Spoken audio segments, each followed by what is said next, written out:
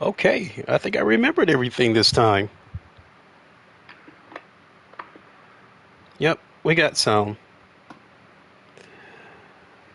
Well, streaming directly from the PS5, there's not much of a checklist to go through. Unlike when I stream from PC, there's a long checklist I got to go through um, because I'm using two PCs. How is everybody doing today? What is good, everybody? It is the Godfather of VR, the ageless one of the man, Lincoln Clay, and we are back with a live stream of GT7.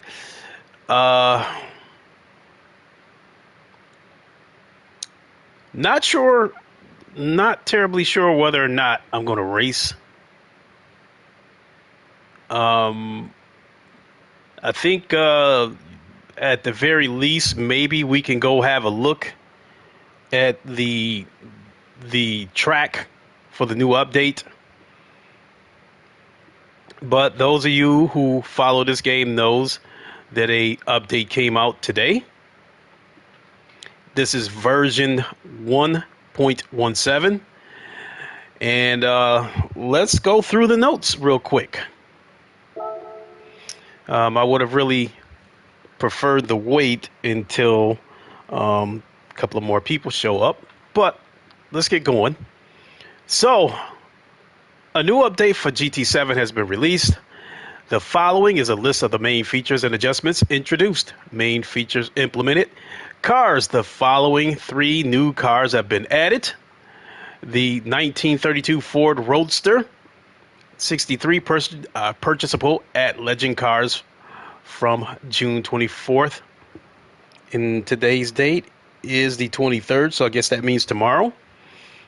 The Suzuki V6 Escudo Pikes Peak Special 98 purchasable at Legend Cars from June 24th, which is also to tomorrow. And the Suzuki Vision Gran Turismo Group 3 or GT3 as I prefer to call it. That appears to, I'm guessing that's available right now. We'll check out all 3 of those cars and see how much they cost. And then let's see here, tracks. We have Watkins Glen International. Racetrack has been added in 2 different layouts, the long and short course. Number 3, World Circuits. Circuit Experience has been added to the Watkins Glen International track in the Americas section. The following new events have been added to World Circuits: Watkins Glen International, American FR Challenge 550, American Clubman Cup 700, World Touring Car 800. Let's see here. These events will be available at Collector Level 17. Wow.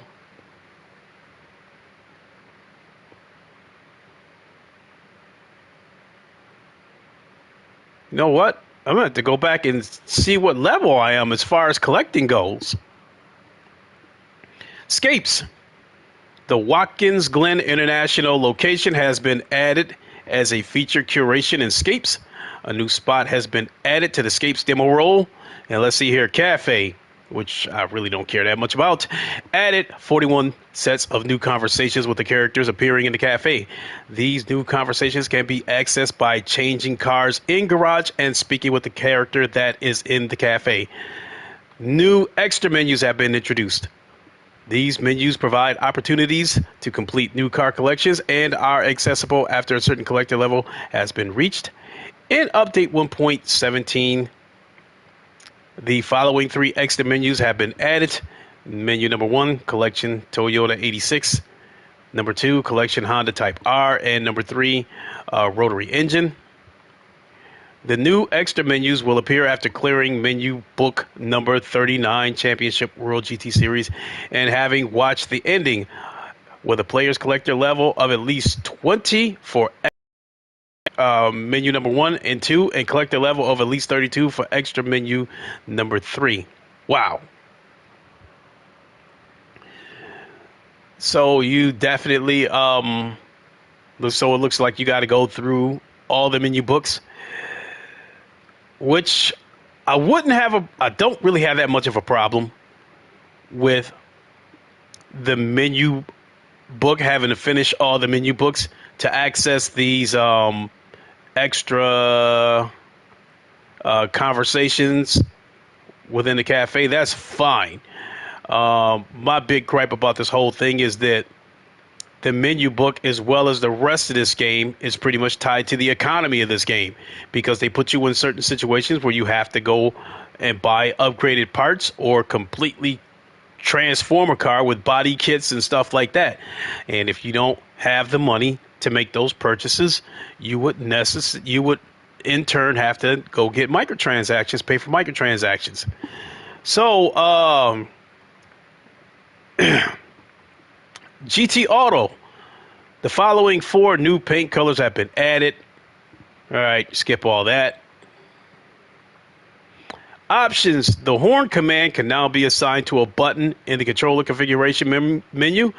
Horn is not available for race cars and certain other cars. I would hope not. Who the hell heard of a race car with a horn on it?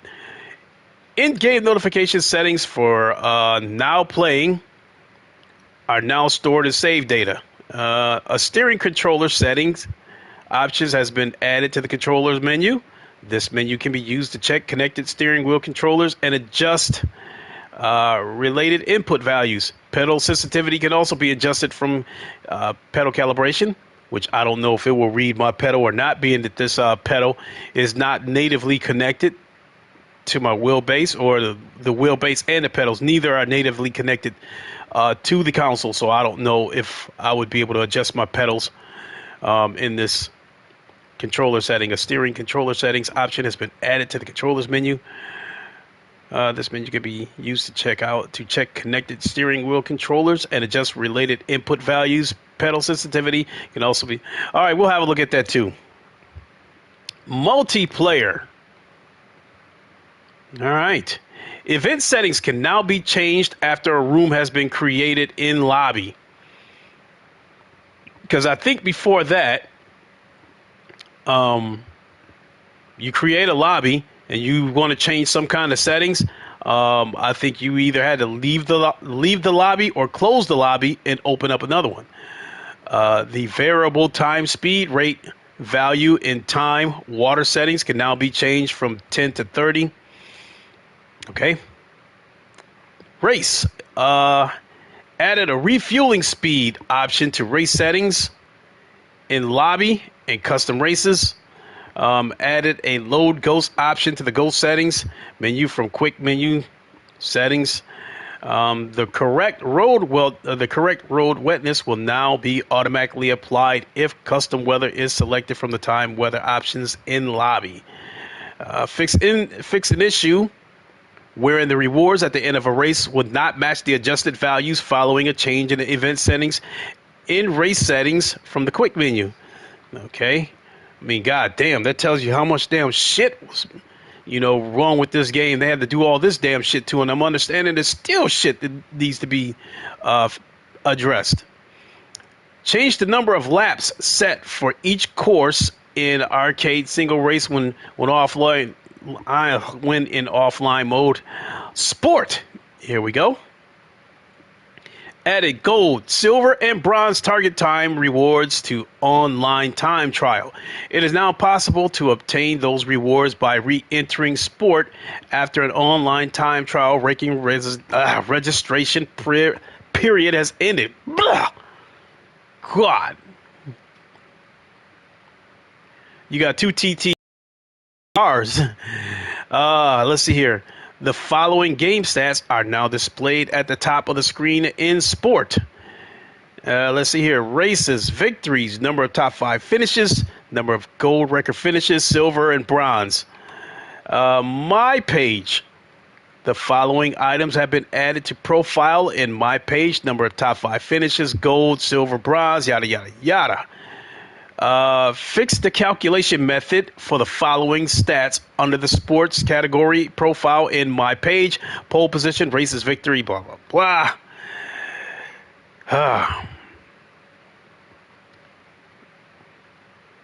See here, physics simulation model.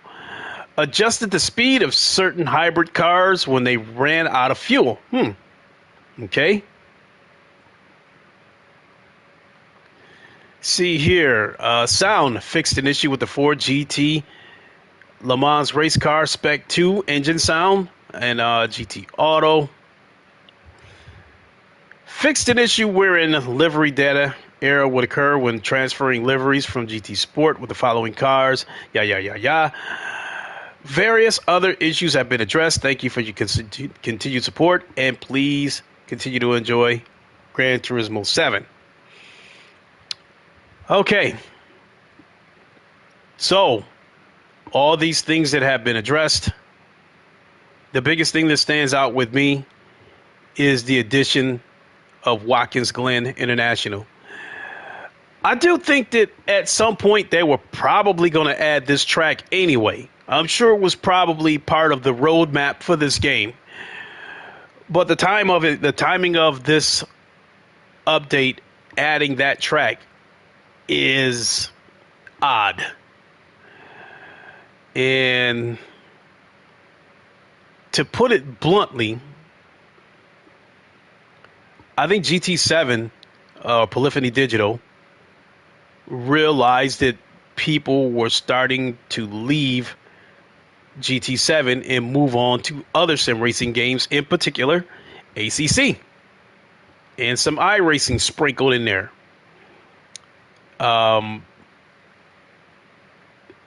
I find this ironic that while a lot of people, as well as YouTubers, have moved on. Tantrum, what's up? I find it rather odd that people who have moved on to ACC, that's really liking the game, are excited about the GT America pack that's coming to Assetto Corsa Competizione June 30th. And one of the most talked about tracks that people are really excited for in this DLC for ACC is Watkins Glen. Therefore, I find this to be a coincidence, a coinky dink, as Sick would say, that they have added Watkins Glen as part of this update only a week before the ACC DLC hits. I find it a coincidence that they've added this track when I'm guessing that the player count on this game is probably dwindling from people moving on to ACC. So, to put it bluntly, I think this was a move.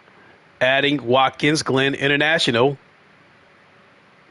was a move to try to peel some of those people off of ACC that moved in that direction and bring them back over here.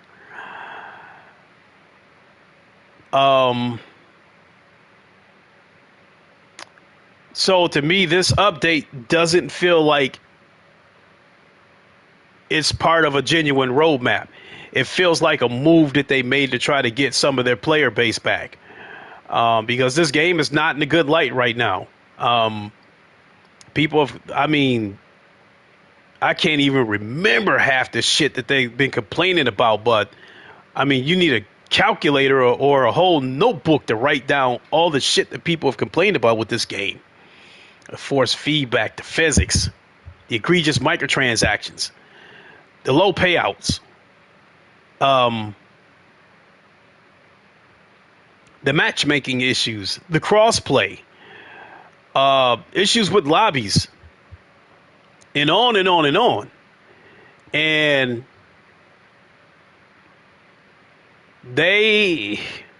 while they have, doesn't it take time to develop a track for Gran Turismo? I don't know how this works, but I would think Watkins Glen was already planned before anything to do with ACC. No, see, that's where you came in late, Tantrum. I had already said that at the beginning of this stream because it obviously takes YouTube a little bit to send out notifications. What I had said before you got here, that I believe that Watkins Glen was already part of their long-term roadmap. I think this was planned long ago to add Watkins Glen as part of, as part of their long-term vision for this game. I just find the timing of it coincidental. I find this could be a track that Polyphony Digital could have been planning to release 6 months from now.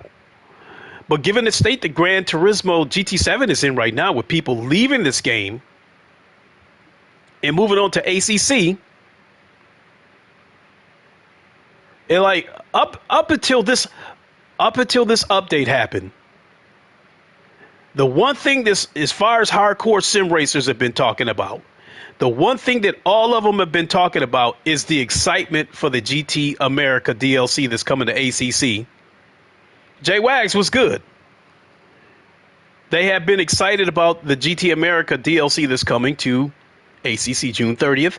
And again, Watkins Glen is the track that people seem to be the most excited about. So I find that a coinky dink that we got Watkins Glen on GT7 only a week before the ACC DLC is scheduled to drop next week. So what I think the negative light that this game is in, the myriad of problems that this game has had, the backlash that this game has received, and in my guess, in my belief that the player count is dwindling, prompted Polyphony Digital to probably add Watkins Glen much, much sooner than planned. And Sony is known for making calculated moves. Case in point, we had the Xbox Bethesda showcase. Let's see, right here. You said, I know GT7 has gotten a lot of heat, but let's realize this game is only 3 months old. Remember how ACC was when it first released? Yeah, it was. ACC was in a bad light. This is true. But I don't think that the big difference, in my opinion, between ACC and GT7 is ACC never had a monetization scheme that was targeted at casuals and car collectors. This game is supposed to be a racing simulator. But to me, it feels like Midnight Crew, because the basis of this game is trying to get people to pay for microtransactions so they can get legendary cars and exotic cars. And this game, in my opinion, presents an aura that tries to make people feel like they're part of an elite class if they own one of these legend cars or one of these exotic cars. ACC never intended to do that. I think with ACC, there's no egregious microtransactions in that game. There's no Rockstar Grand Theft Auto type economy in ACC. It is cut and dry. They come out with a car pack or they come out with a track pack and you buy it, and that's the end of it. There is no grinding to try to earn 20 million credits so you can get a particular car.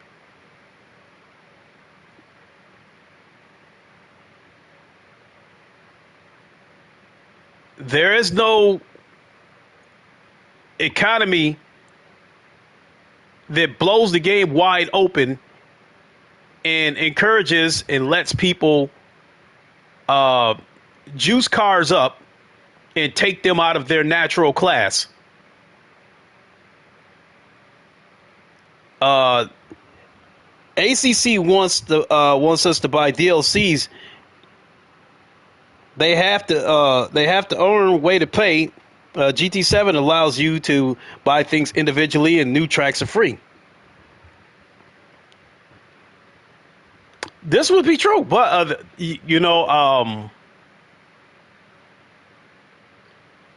but what I think, since GT7 is launched, I think we might have only gotten 2 tracks.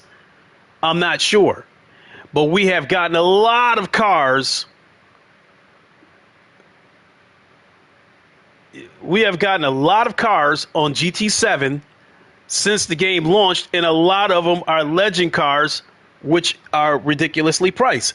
So while we're on the subject, because I'm definitely going to come back to this, let's go to the Legends joint and see how much these new cars cost that they added. We got Nissan. You can't grind to get new cars at ACC. You have to buy them in DLCs, whereas you have an option to buy or grind for new cars. And come on, Tantrum, who's going to grind for $19 million to get that Porsche 917K in GT7?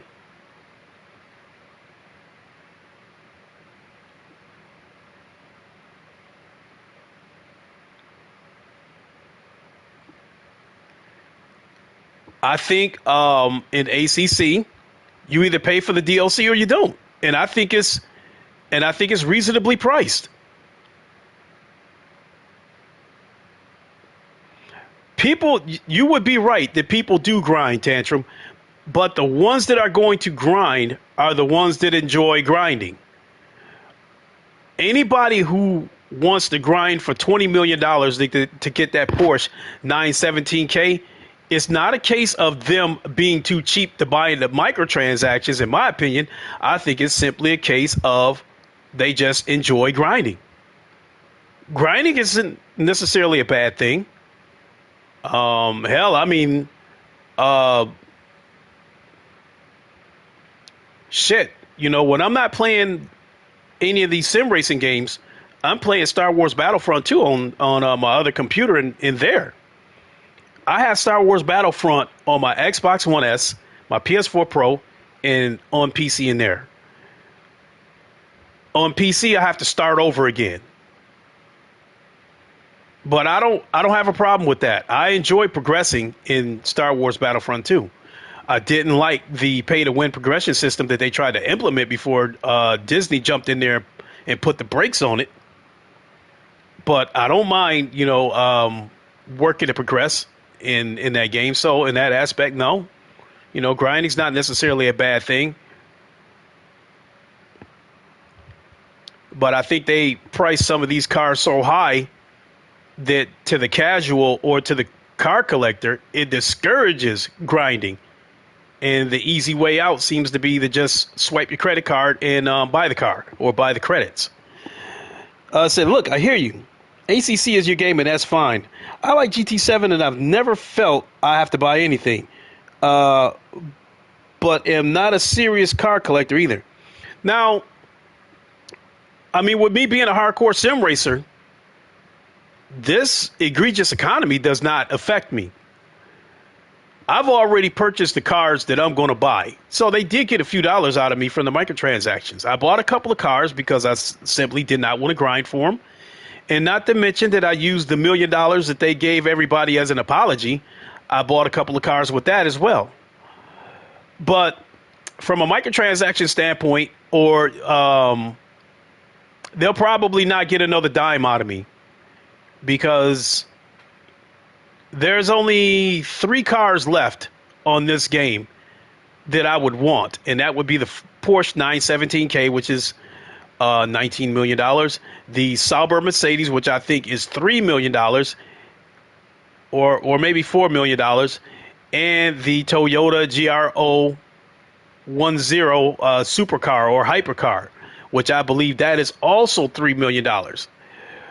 I will not be grinding for those cars, and I will not be paying for microtransactions to get those cars, because I can obtain those cars through mods on Assetto Corsa, and I can I can obtain them for free, and I can race those cars in VR, online or offline, against a full grid. So, because of that, I don't really see myself sinking any more money into this game. Don't get me wrong. Devastator, GT7 is slight grind as of now and is not difficult, just slightly repetitive, but there's enough races that pay out handsomely to obtain $20 million plus cars. But You say ACC is awesome, ain't it? I agree there. You know what, Tantrum? I'm like, what the hell took me so long to discover Assetto Corsa?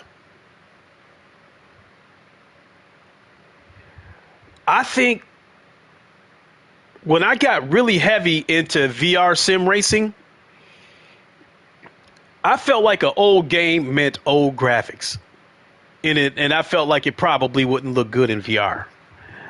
Assetto Corsa has stood the test of time. It's still a good-looking game, as old as it is, and it still looks good in VR. Even with Marco Massaruto saying that the Unreal Engine 4 is a generic engine and is not good for VR optimization, I still think it looks decent. Does it look Automobilista 2 level? No. Speaking of that, Formula One is not my thing. This is going slightly off subject for a second, but Formula One is not my chosen class of car, but I am looking forward to F122 when it releases July 1st. So, and from what I'm hearing, the VR looks really, really good. So I'm hoping that this game would be the start of a new generation of sim racers in VR, where everything is clear and not just whatever's in focus. In the case of ACC, we all know that the VR optimization is, leaves something to be desired. But I will say that ACC, the more powerful your PC is, the better you can make it look in VR. And my PC is powerful enough that I can make ACC look comparable to Automobilista 2. With a few tweaks in the graphics and the settings. The mod community is the heart of AC. A 2014 game looks great thanks to shader patch and SOL patch. Yeah, 100% agree. And I keep wanting to stream that, because I keep wanting to go back to Circuit de la Sarthe because, and that's another beautiful thing. I know I'm going off the tracks here, but another beautiful thing about Assetto Corsa in VR with those mods is when I get behind the wheel of a couple of cars, a particular car, it takes me back to that era. When I jump into the Mazda 787B on Assetto Corsa in VR, I feel like I'm right in 1991. And then with the car not having any anti-locks or any traction control, you definitely have to finesse that gas pedal. So let's check out some of these prices, because I got off the subject here. What was the new car?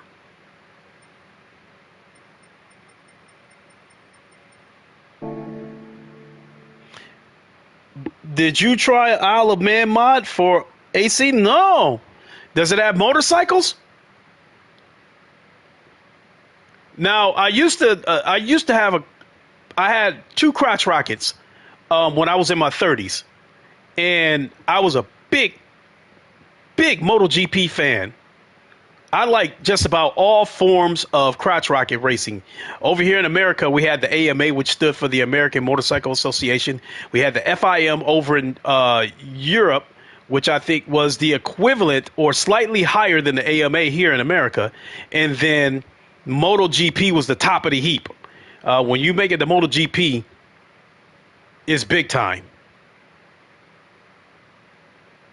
All that being said, the Isle of Man TT was a race that absolutely fascinates me. From an endurance standpoint, I think it has the intensity of 24 Hours of Le Mans. You talking about these motorcycles flying through towns at 200 miles an hour. These motorcycles are jumping over hills and going airborne at close to 200 miles an hour. When that bike lands, if it's not straight, one of these guys can get killed. There's a story of a man named, or a woman named Michelle Duff. She used to be Michael Duff. He competed in the Isle of TT in the 1950s, I believe. Got into a horrible wreck and messed his hip up.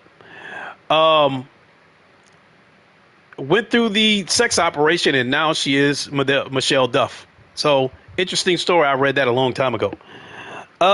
Did you play the new Watkins Glen track on GT yet?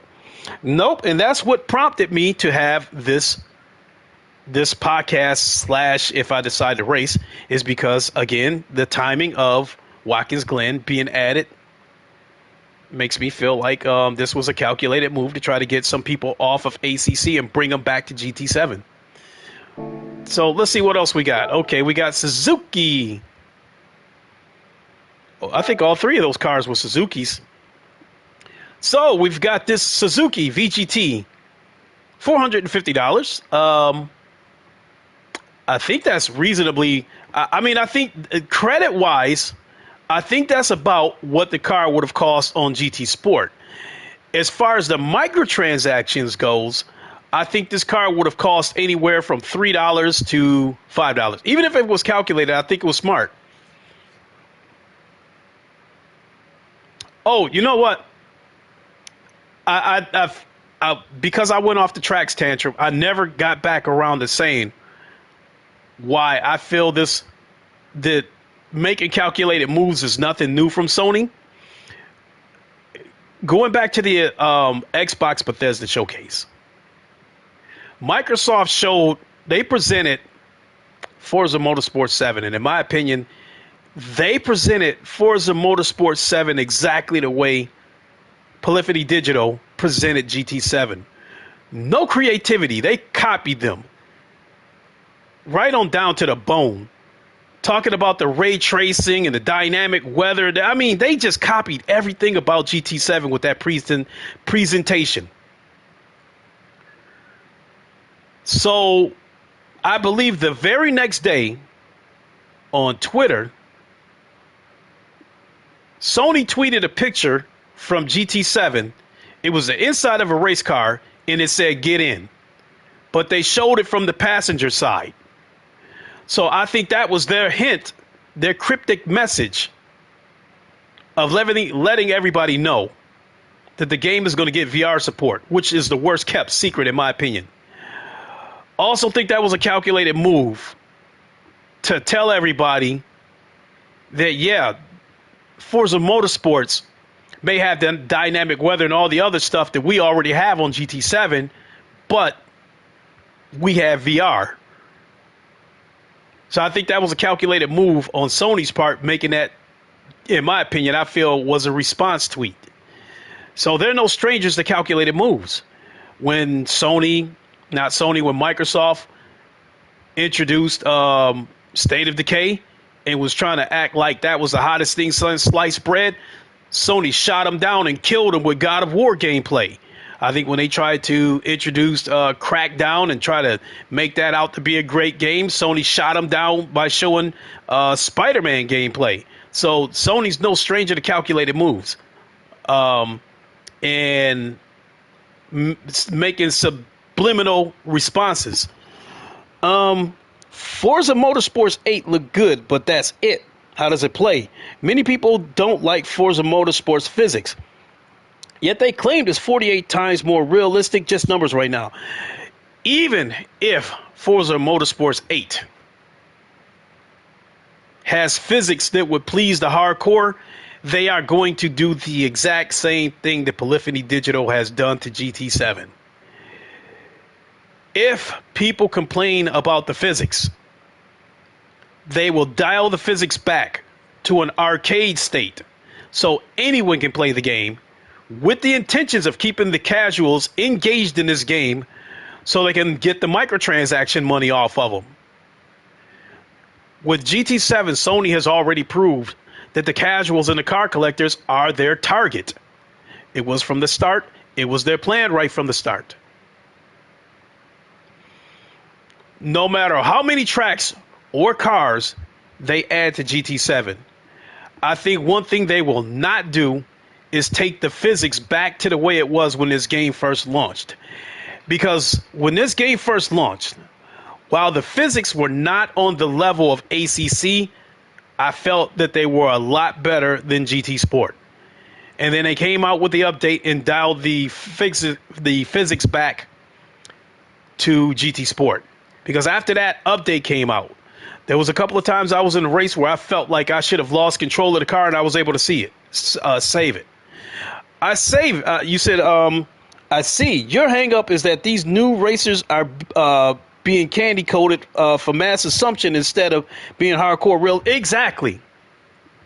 So what's going to happen is Microsoft is doing the same thing that Sony did.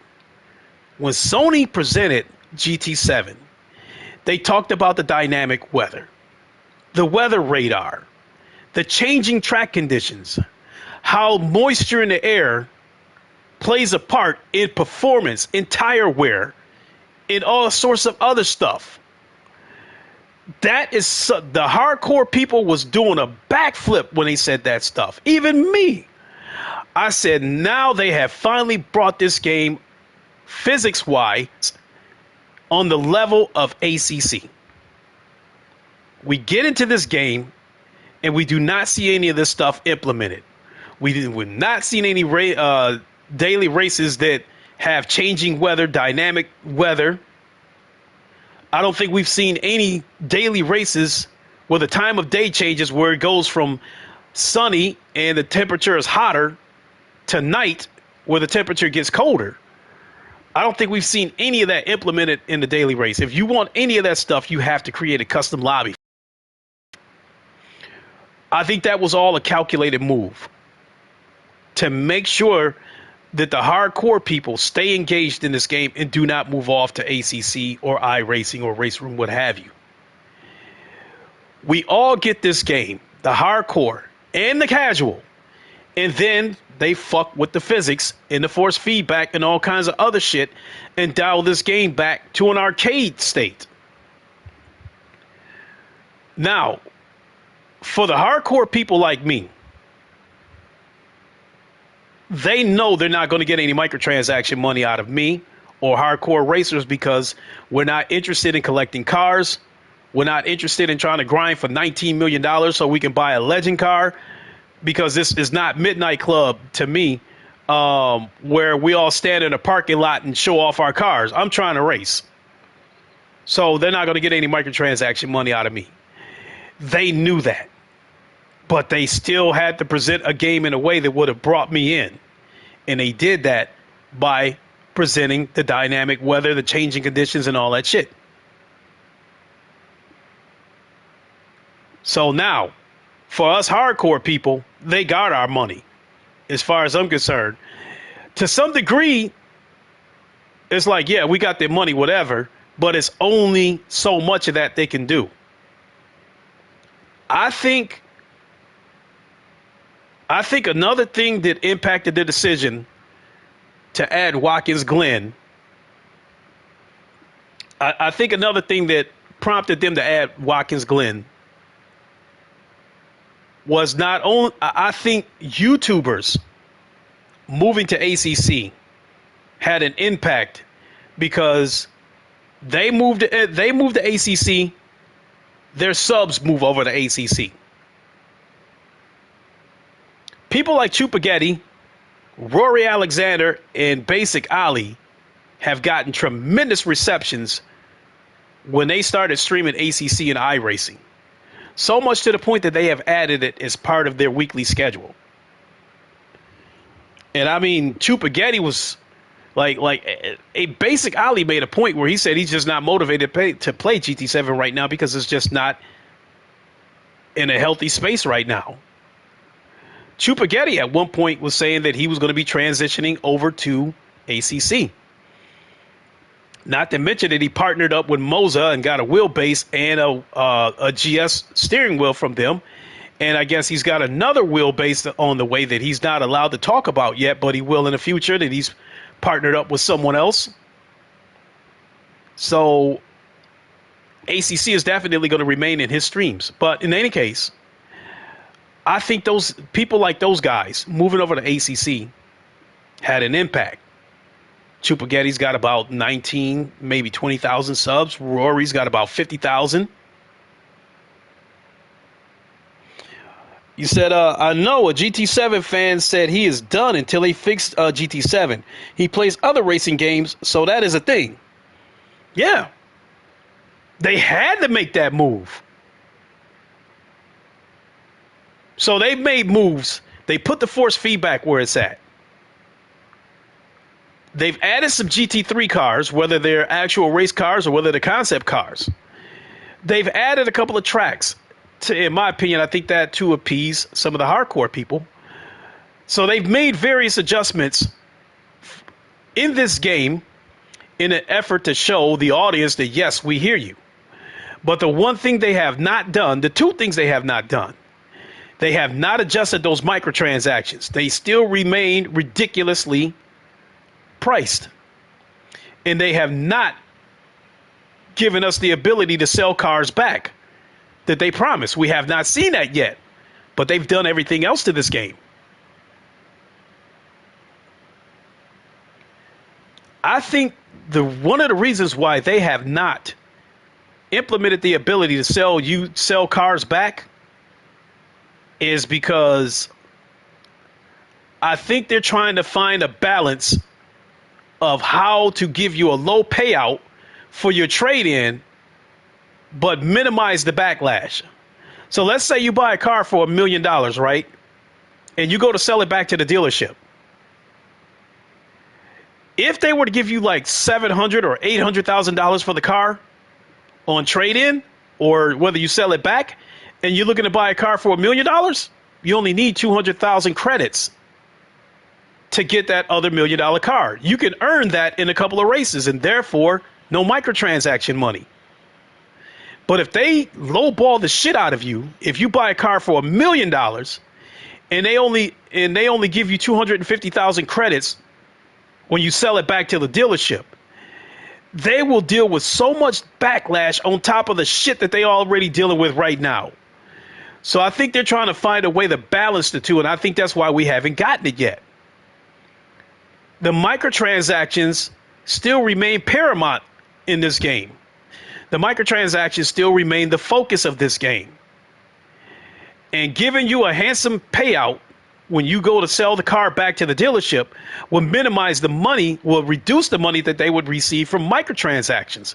So I believe they are trying to find a way to give you an unfair trade-in, but try to find a way to mitigate the backlash that would come with it. So I think they're still trying to come up with numbers. Do we give them $500,000 for $1 million car? Do we give them 600,000? But so again, all the adjustments that they supposedly done to this game, you can't sell your cars, and they haven't adjusted any of those microtransactions. In fact, that was a slap in the face when they raised the prices of those legend cars based on this appraisal company.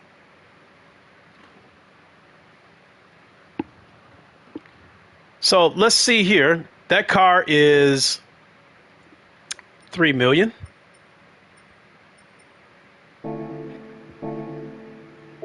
think there was a couple other cars in here. Am I right?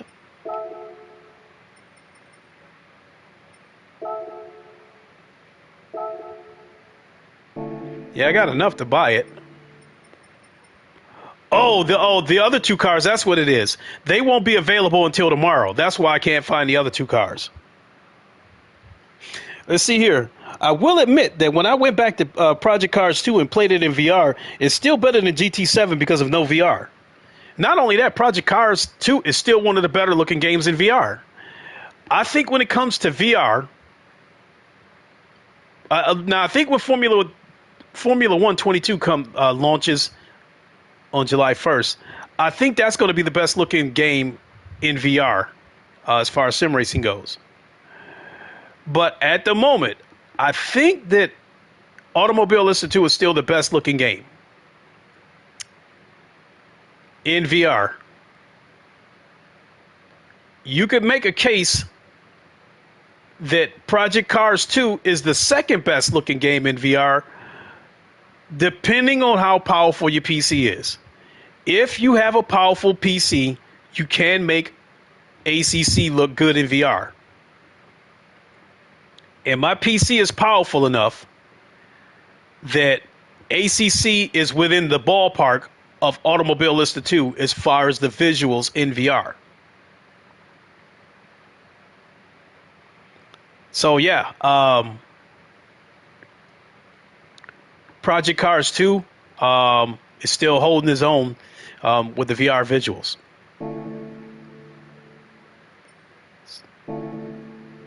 So let's have a look. I know there was some other stuff that I wanted to talk about, but damn, I forgot.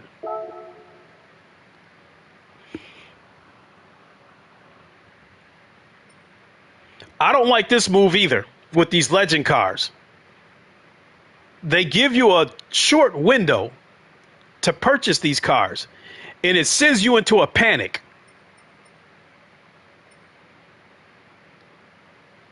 This car is $10 million.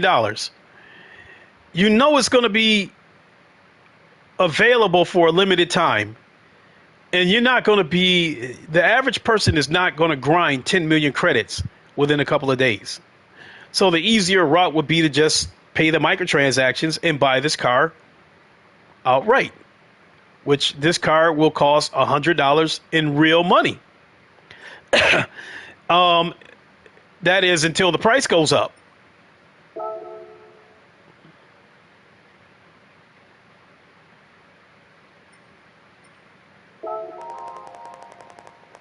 I don't care what he's got to say about it. I want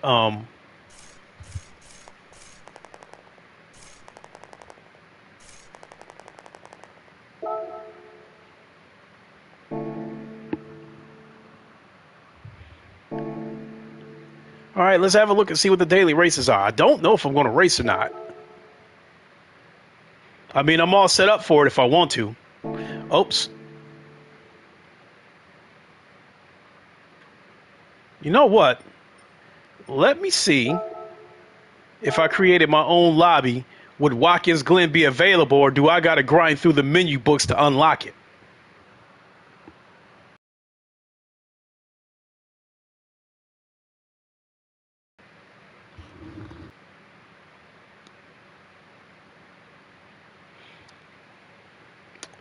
Let's see here.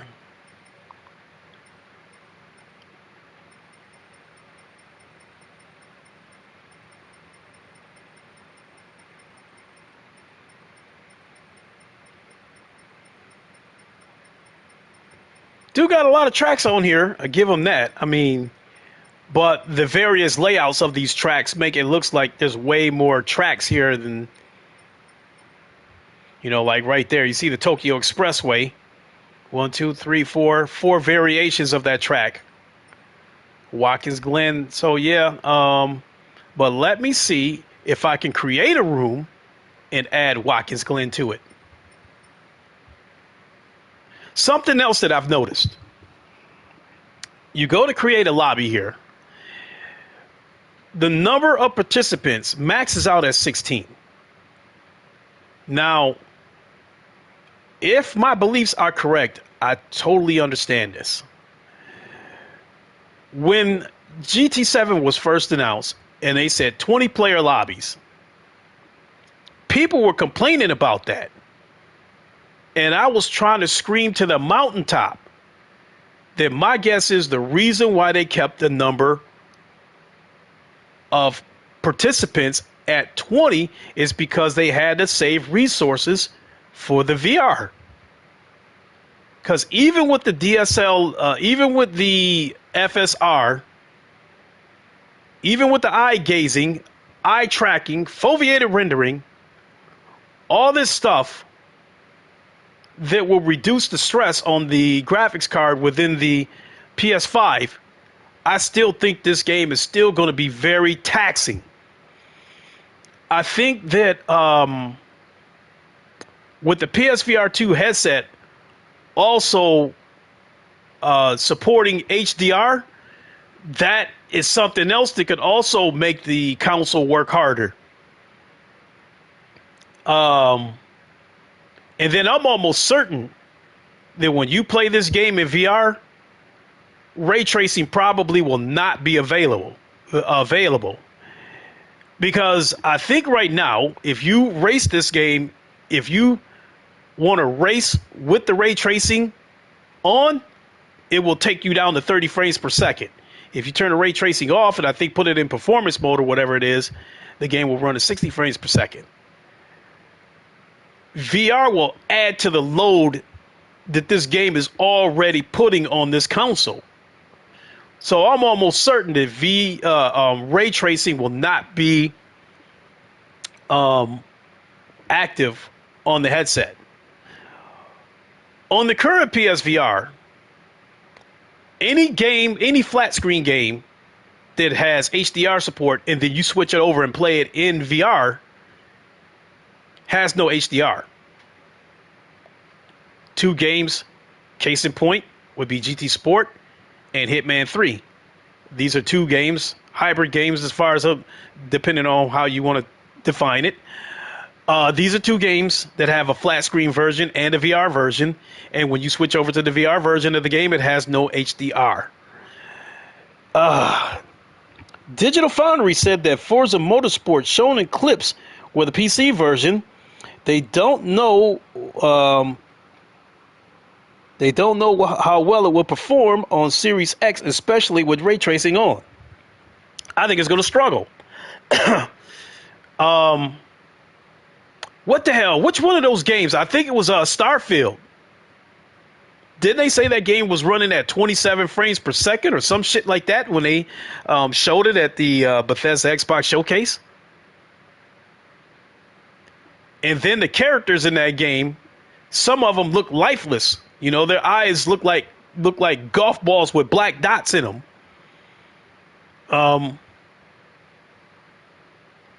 Not only that, I guess Digital Foundry is saying that the ray tracing within Forza Motorsports will not be on console. It will only be on PC, and it will only be available, I think, through photo mode and through replays. So Microsoft got caught lying. You know, that's a conversation that I'm going to have. For those of you who follow the Roundtable, King Thrash and the Roundtable, I'm planning on being there tonight, and we're going to talk about that. Amongst other things, you know, a lot of subjects that King Thrash wants to talk about, and I plan to be there to talk about the Forza part of it, and about Microsoft lying about the ray tracing, the way they presented this game and made it seem like ray tracing was going to be on the console version of this game. So anyway, I think it's very well possible that games are running better on PS5 over Series X. But I think it's a strong possibility that Forza Motorsports could conceivably run like dog shit on the Series X. Because you have a console, in my opinion, that is not engineered as good as the PS5. And you're talking about a company that seems to have a craving for releasing broken games or buggy games that have to get patched over time. So I wouldn't be surprised that when this game releases, it could run like absolute dog shit. Not only that, being that this game is going to head straight into Game Pass, I'm wondering if the game is going to if the game is actually going to look like what they presented. Let me see. Is Watkins Glen here? Yeah, it's there, and I don't have to unlock it. Cool.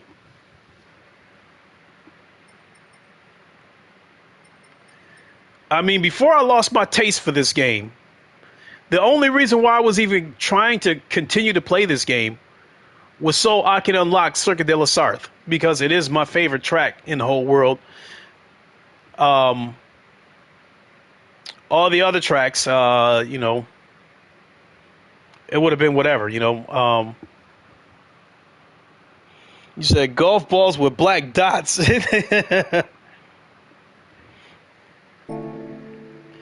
Yeah, some of those characters look like that from that Starfield. Mr. Modern. At least they presented GT7 running on PS5. I don't appreciate Microsoft lying to us about Forza and all this in-engine ray tracing bullshit running on a 3090.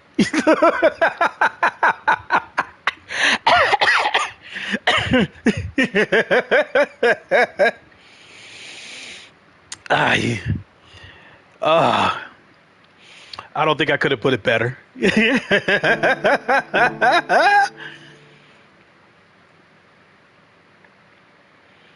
All right, so let's I don't know if I'm going to race, cuz I still don't have the taste for this game. I just don't.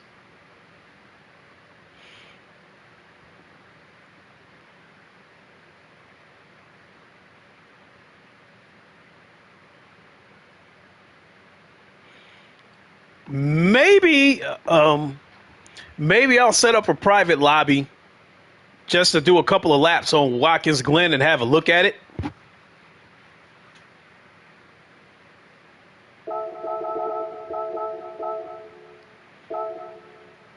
But let's see what we got. Road card. No, I'm not interested in it.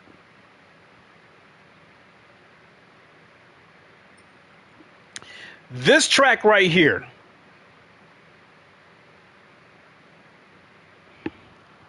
Spa. This is the track that showed me that they dialed the physics back to an arcade state. On ACC, Spa is my nemesis. It is the track that is an absolute nightmare for me with the Eau Rouge. I wreck just about every time I go through there, through the Eau Rouge. Either that or I go off the track and I end up getting a violation and the lap is invalidated. On this game, when I went through the Eau Rouge, I was never... Yeah, it does look like a glue gun, doesn't it, Tantrum? On GT7, on Spa, I was never in any danger of losing control of the car through the Eau Rouge.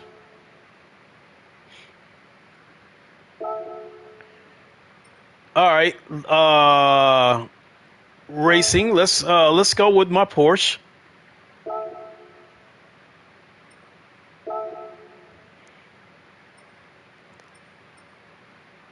Harder intermediates. I guess we'll go with the intermediates.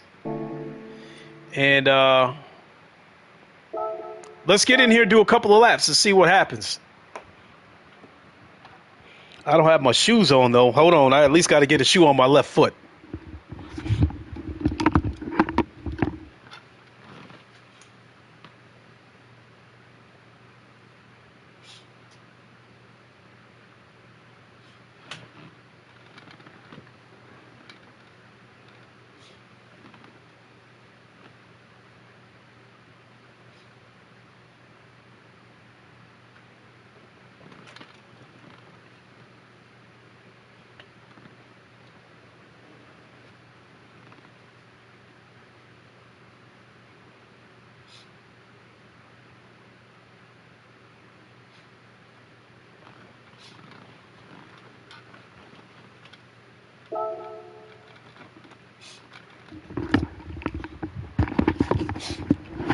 I got you, Tantrum. We'll go ahead and throw some hard tires on there.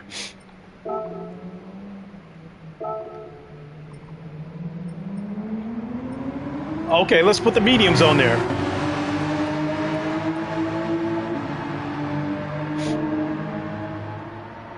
Man, violation, you mother...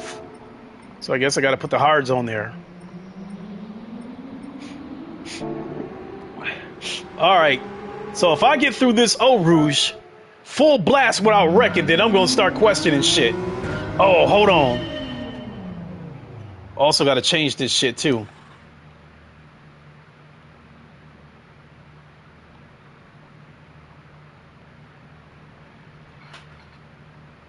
Let's turn this up to 550. All right, let's see what we got.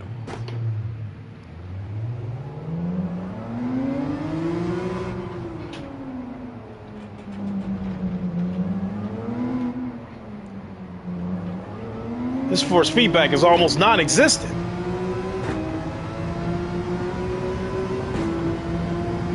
My force feedback is damn near non-existent.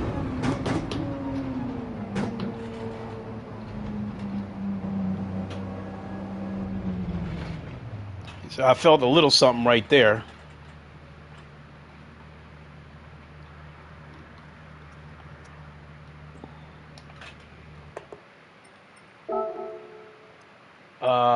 Controller settings.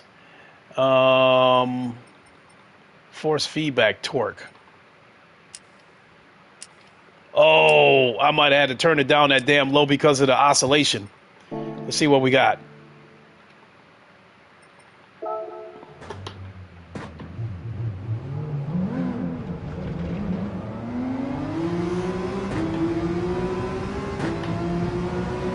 The force feedback still feels almost non-existent.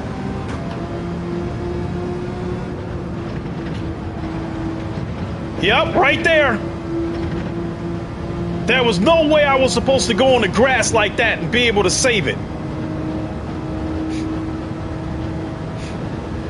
If that would have been ACC, I would have flew off the fucking track and landed in the next county.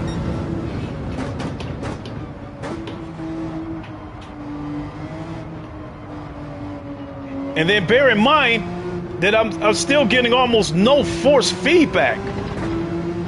I get a little bit of force feedback when I go off the road. Yeah, I have traction control on ACC as well, but I still would have went off the track on ACC.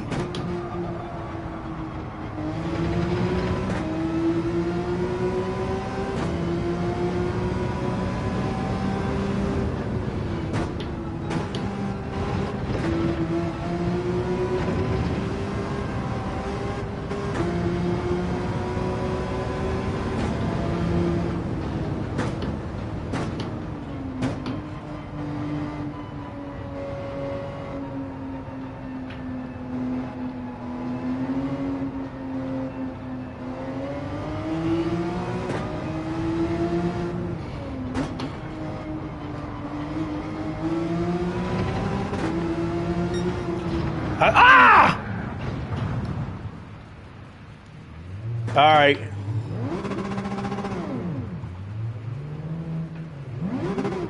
But I got virtually no force feedback, though. Said force feedback 03, no wonder you saved it in the grass. Yeah, I might have to, I think I'm going to have to turn this off and turn it back on.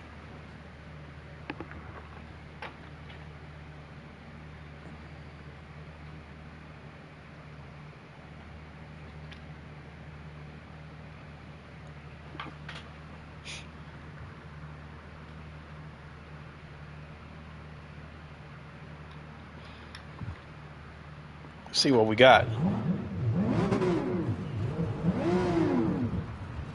Well, if they put that force feedback back to where it was at, I don't know what the hell, because I'm getting almost no force feedback. Let me go back down here and see what we got.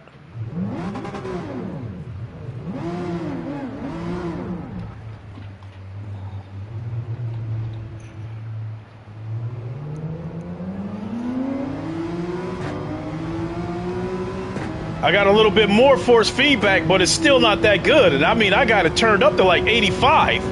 And this is a 20 Newton meter wheelbase.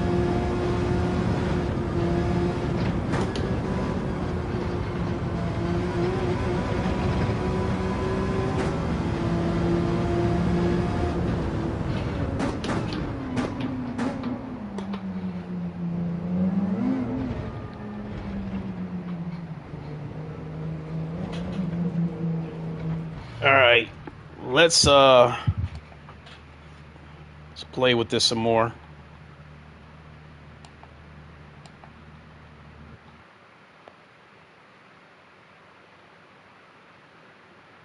Leave that where it's at. Turn the force feedback strength up to 80.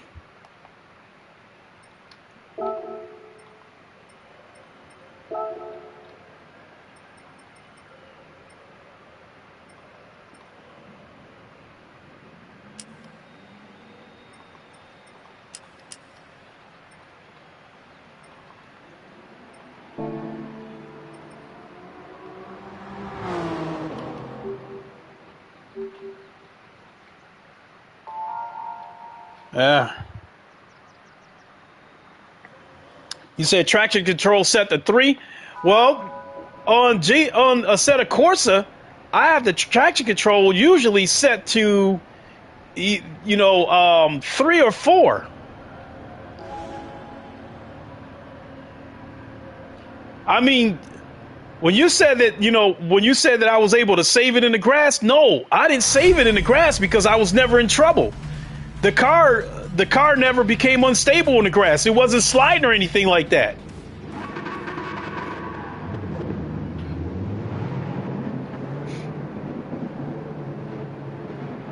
I'm dead last on a track that I don't favor that well. If this was ACC, traction control at 1 is still good, but many cars can be handled with no traction control.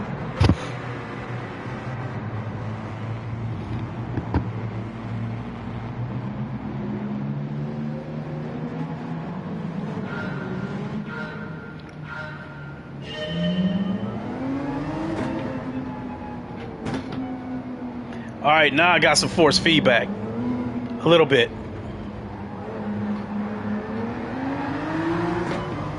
I just quit another race at Spa. This track is killing me. I crashed every single time.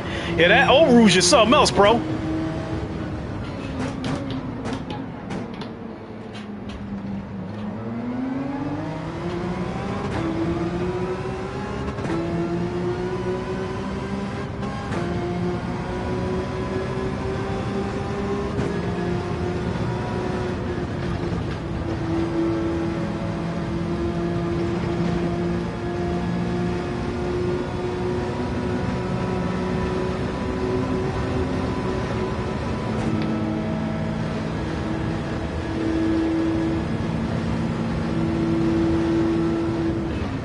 Ah, shit!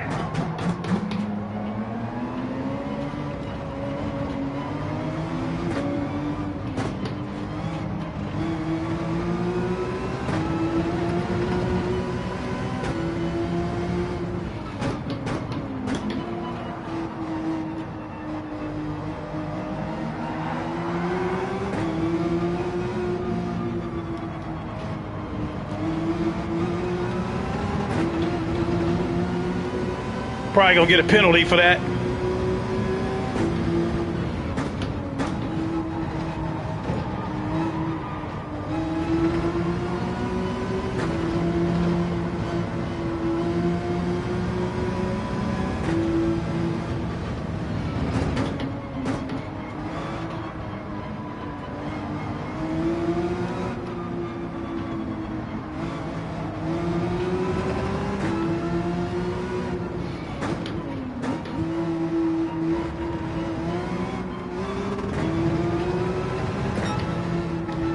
You know what? Thank you, Mr. Modern, because I'm gonna comment on that. That was the whole purpose of this stream in anyway.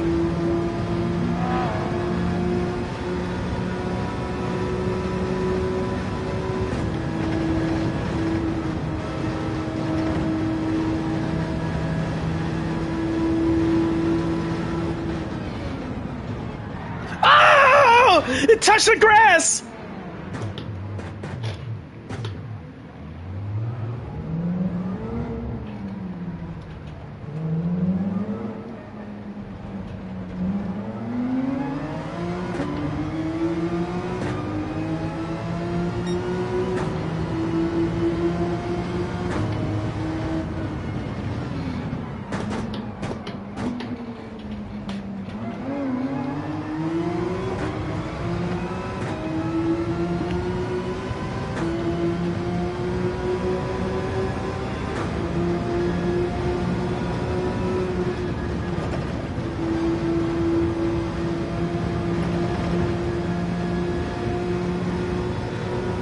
You're not the only one, Flash. All right.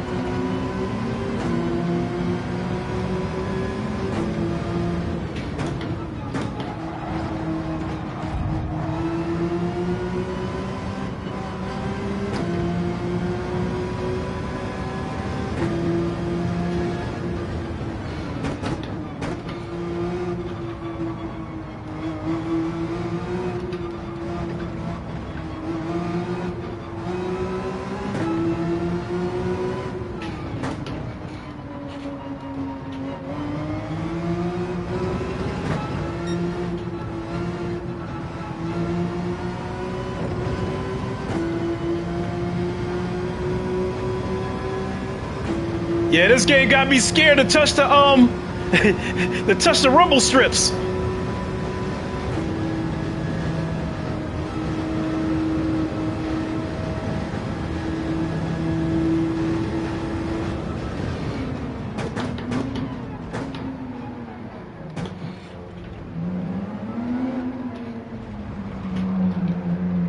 Ooh, touched that rumble strip and nearly lost it.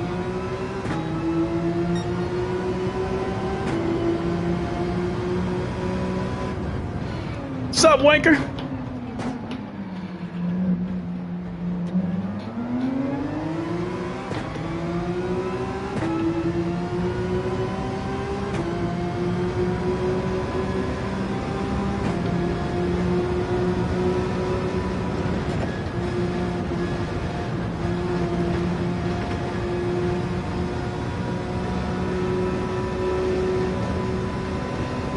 Oh, crikey.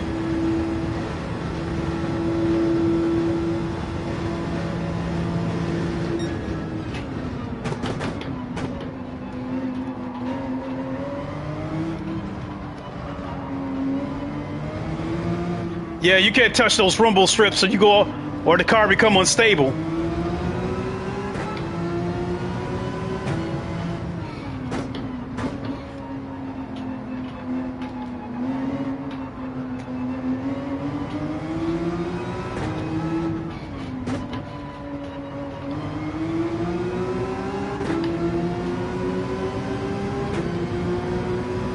That car said Trump on the back of it.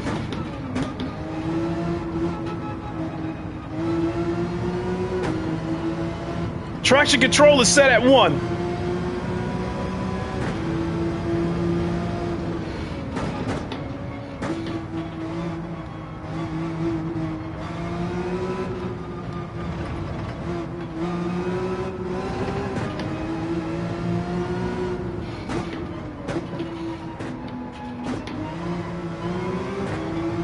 Yeah, I know that's my fuel settings, but traction control should be at 1.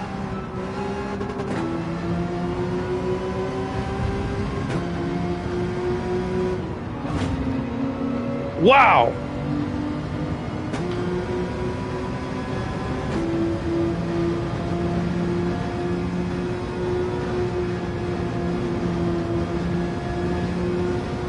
Really, dude?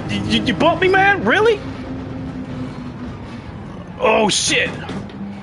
Touched that grass and nearly lost it again.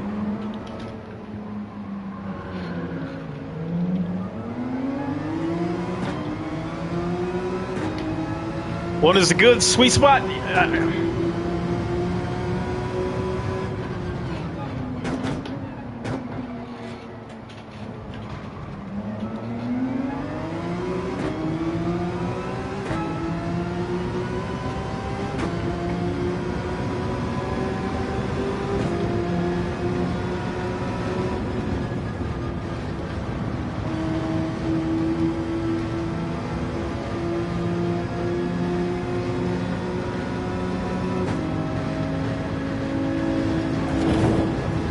Look at that. He trying to take me out. What a dickhead.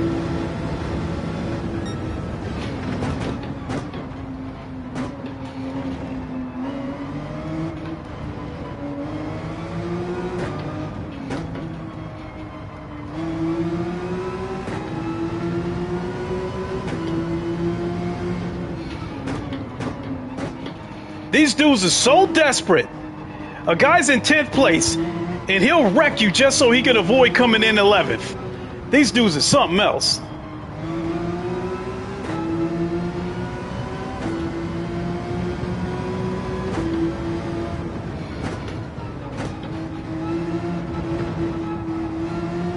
Yeah, it ghosted him, but he was able to make contact with me, though.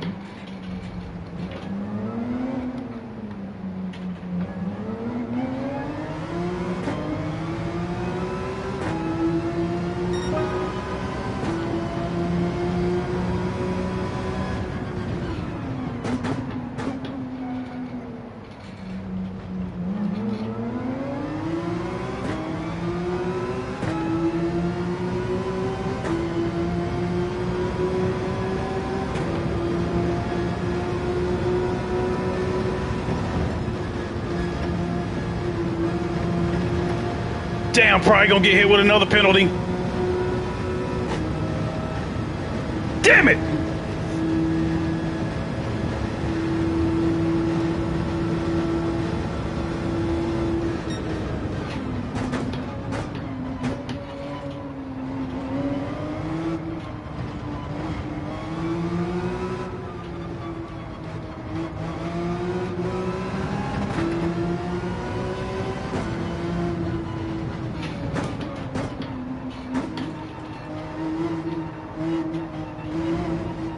I'm using a Porsche.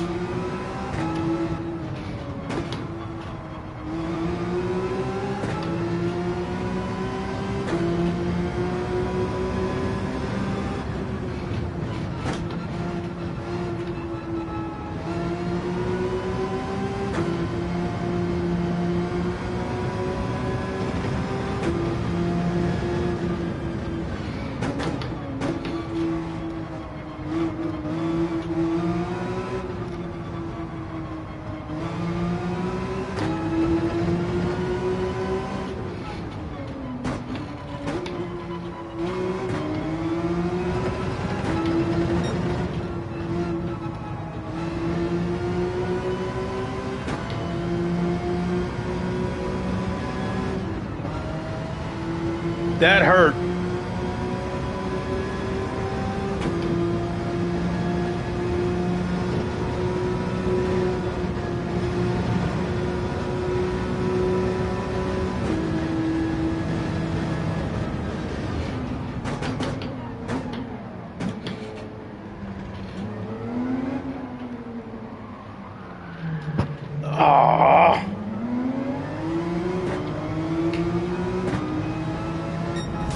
All right.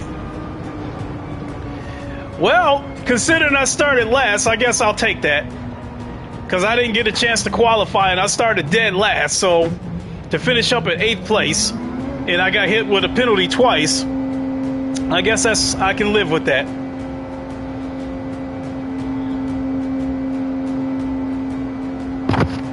You said the Supra and the the BRZ STI had a well here. Okay. Damn it, I'm getting hot. I want to turn the fan on, but this mic on this headset is so damn sensitive. You'll hear it. You'll hear it. Just, and that doesn't sound good on the playback. So I guess I got to burn up a little bit. Let's open up that. Let's check out that ticket.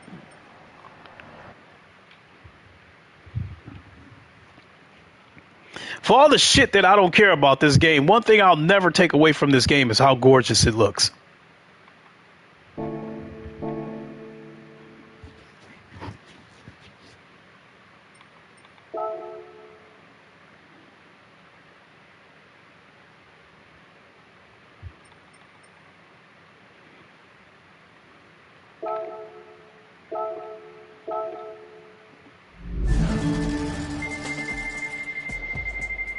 Go give me some shit that I don't need or give me a low payout. Oh my God, it never stops. What the fuck am I going to do with those? Because I'm not even going to drive the car that they given it to me for.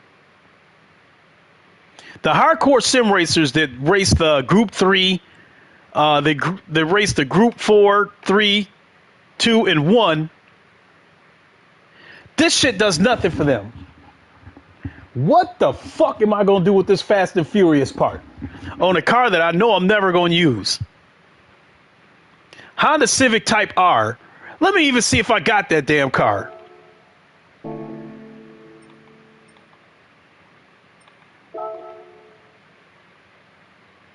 It's a Honda Civic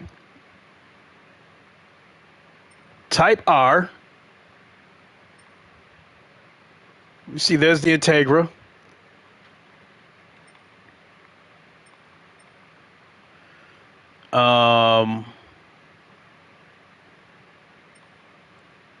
No, this is the Honda Civic Type R EK. Those shocks or springs or whatever it was they gave me was for the Honda Civic Type R FK2.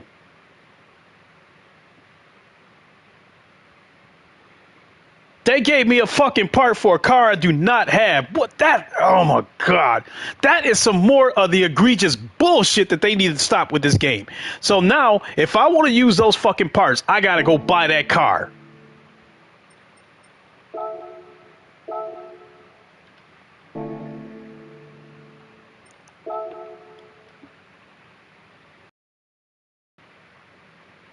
Tuning parts.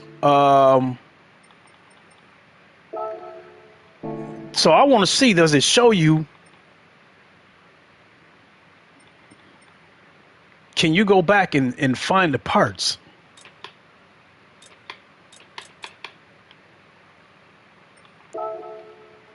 See, I mean, there's the gift right there, but it won't let me open it.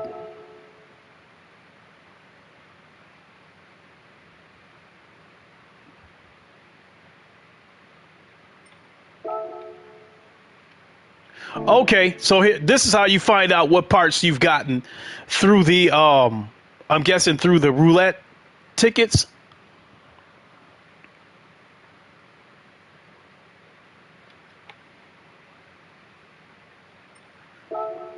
Okay, so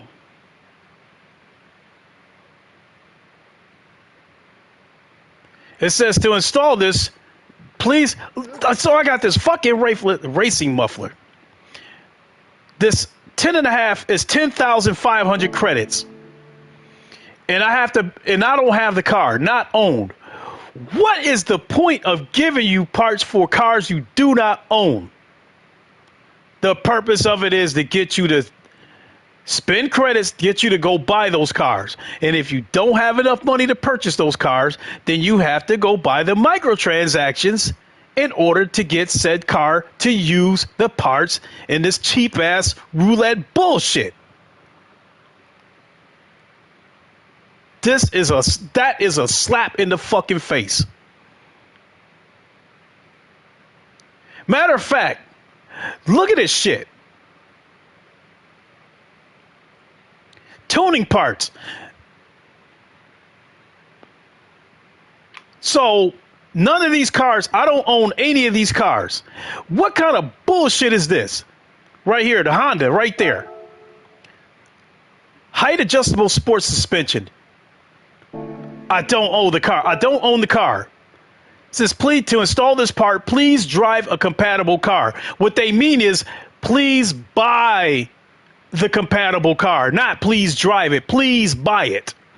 That's what the fuck they mean. It doesn't sound so egregious when they say, please drive a compatible vehicle. This is a slap in the face. I don't own this RX-7. I don't own this Renault and have no intentions of driving it. Same thing with this Toyota. This Lamborghini, no.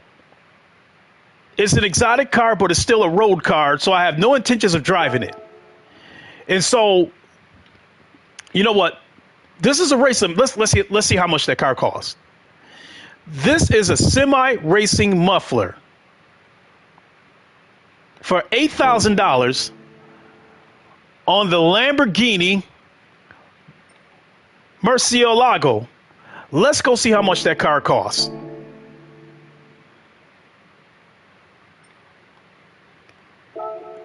I doubt that it's probably not at Legends. And so it's probably outright at the Lamborghini dealer.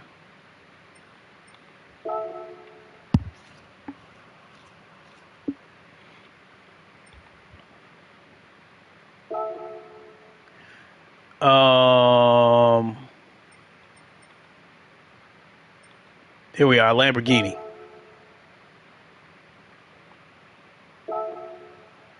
There it is. The Murcielago. First of all, it's a ugly ass car. 385,000 credits.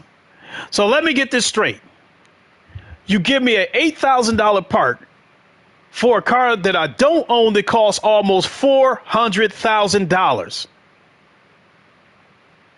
Now, if I want to use that part on this car, if I didn't already have the credits, because I have 642,000 credits. So let's say I didn't have any credits and I had to go purchase actual microtransactions. For shits and giggles, let's see.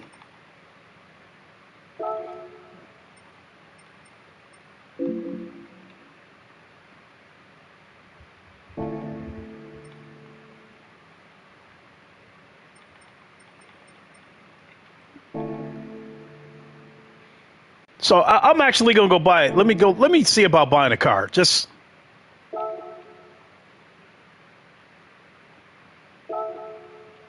nah, not interested in that. What GT3 car do I not have that I'm interested in?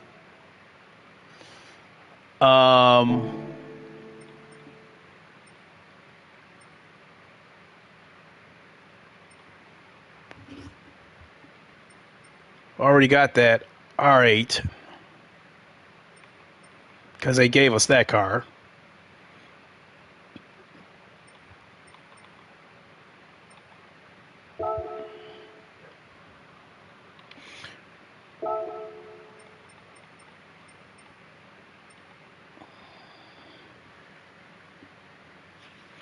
Damn, this is an old ass car.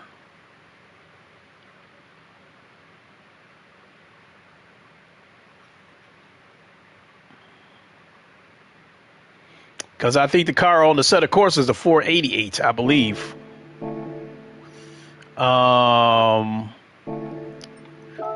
So let's go get a...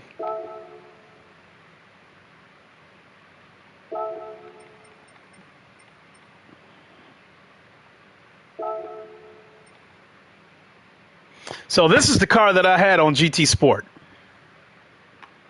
I like these colors better. But this definitely stands out. I like the tires on this car too. Let's go ahead and buy it.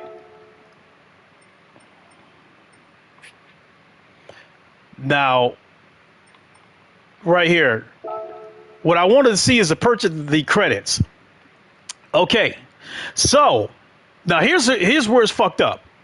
Remember that Lamborghini was 385,000 credits. You guys can't see it, but it's showing the purchase credits menu screen. And for $100,000, like for 100,000 credits, it would cost you $2.50 of real money. For 250,000 credits, it would cost you $5 in real money. For 750,000 credits, it would cost you $10 in real money. And for 2 million credits, it would cost you $20 of real money. So if I wanted to buy that ugly ass Lamborghini that I showed you guys, and I didn't have any money whatsoever, I would have to purchase the 750,000 credit for $10 in real money in order to have enough money to buy that Lamborghini. The price of these cars, as well as the price of the credits that you purchase, they overlap each other.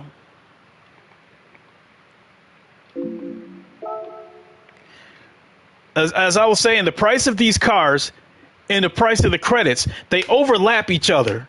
It's never like this. You don't have a car that costs $1 million and you can buy $1 million worth of credits. You have a car that costs $1.1 million and you have to buy $2 million worth of credits to have enough money to get the car. A car costs $3 million. You got to spend $40 of real money in order to get $4 million worth of credits to have enough money to buy that car. They overlap each other. It's a vicious ass ladder, and it's egregious. And that's one of the reasons why I lost my taste for this game. I feel like this game is a cash grab. It does not feel like a game that's supposed to be the mecca of all racing sims, or the granddaddy of all sim racing, or the crowning jewel of all sim racers. This game feels nothing like a game that continues and sets the bar for sim racing. It is a cash grab.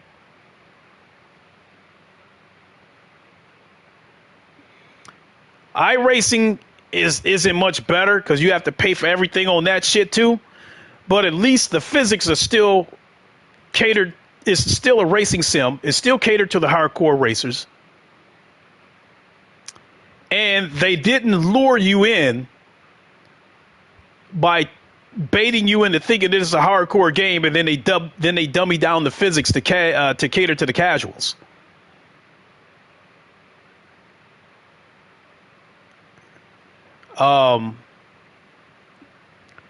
So for as beautiful as this game is, I think it is probably the most egregious racing sim that I've ever played.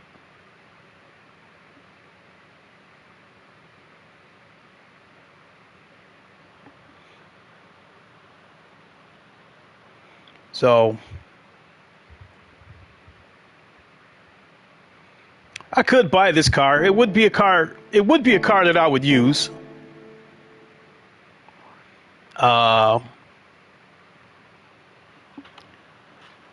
Said I gave them a little pass because they allow you to rent the car for sport races. You know why they allow you to rent those cars? That is for the hardcore. To me, that was another move to keep the hardcore engaged. Remember when they had that race where everybody was using the I think it's the CKL Mercedes?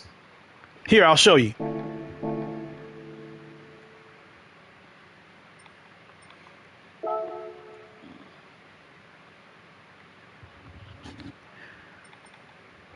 This right here, this CLK Mercedes or AMG, a couple of months ago, they had a daily race where this was the class of car that was being used. I didn't have this car, so you had two choices: either buy I'm not paying $6.5 million for this car. So I rented it. So with that being said, it was not going to harm Polyphony Digital to allow you to rent this car. Because really only kind of like the hardcore people are the ones that's really messing around with the daily races. And as I said before, the hardcore people, you're not going to get any microtransaction money out of them because they race. They don't collect cars. And they're not going to, they're not interested in trying to buy any of these cars so they can have a collection of cars or so they can have the most sick cars that you ever seen. They just want to race. So this particular race right here using this car, if they did not allow you to rent the car, the track would have been empty because none of the hardcore racers was going to spend $6.5 million to buy this car just to use it for one daily race. So of course they allowed you to rent the cars because that is one of the ways to keep the hardcore engaged in this game. So from their standpoint, it's not going to hurt to let the hardcore rent cars for the daily race. That's only for the daily race. After that, if you want to use it outside of the daily race, you have to buy it.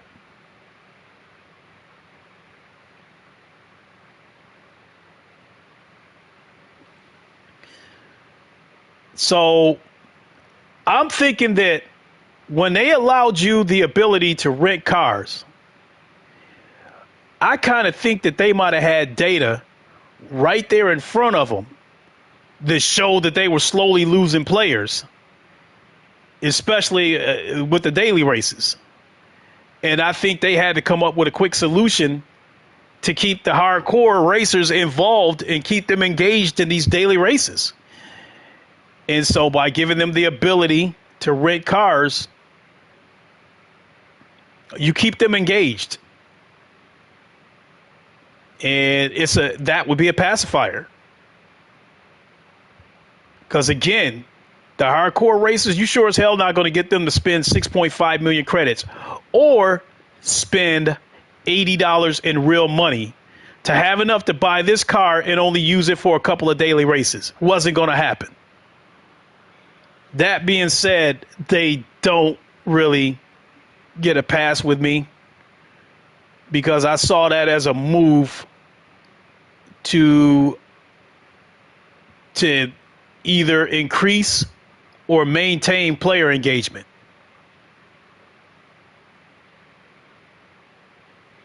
Because I think the daily races were struggling when they first implemented the daily races on this game. I think they were struggling.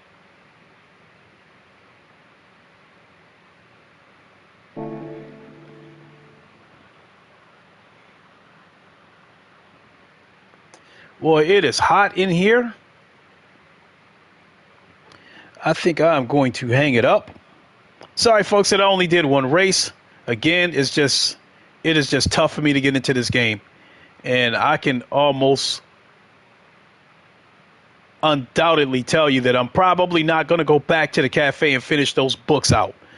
Because at this point, the only reason why I would even be slightly interested in even getting back into the cafe would be to unlock Circuit de la Sarthe.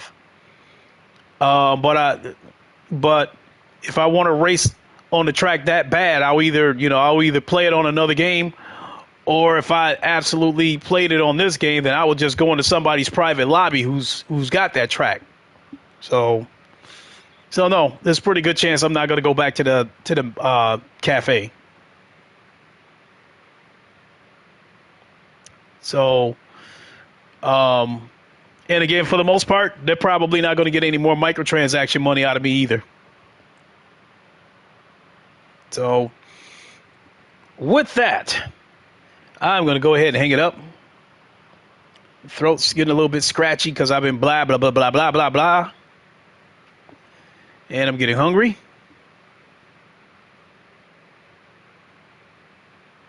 Oh, Mr. Modder, wait a minute. He made a it said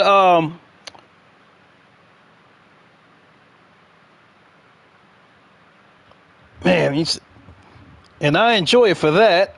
Or when I want to ever get more hardcore into racing like you, Lincoln, I might want to dabble into ACC. But right now, GT7 is perfect. Damn it. I knew I was going to say something.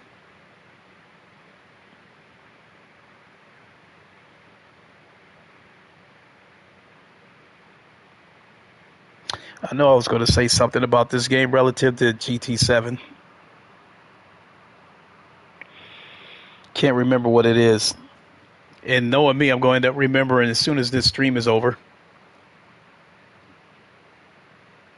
Damn it.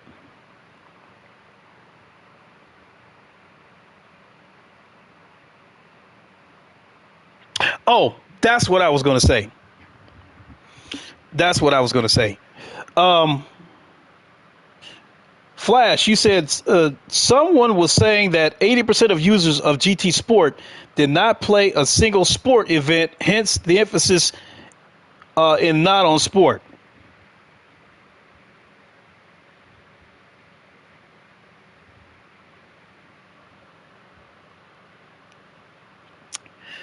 To me, that stat is moving the goalposts, putting that stat out there. The casuals represent the majority of GT7 in GT Sport. The casuals don't really have that much of an interest in competing in the daily races. The casuals do not have much of an interest in competing in the Manufacturers Cup or the Nations Cup. And the casuals represent the majority, probably to the tune of 80% of the user base on this game.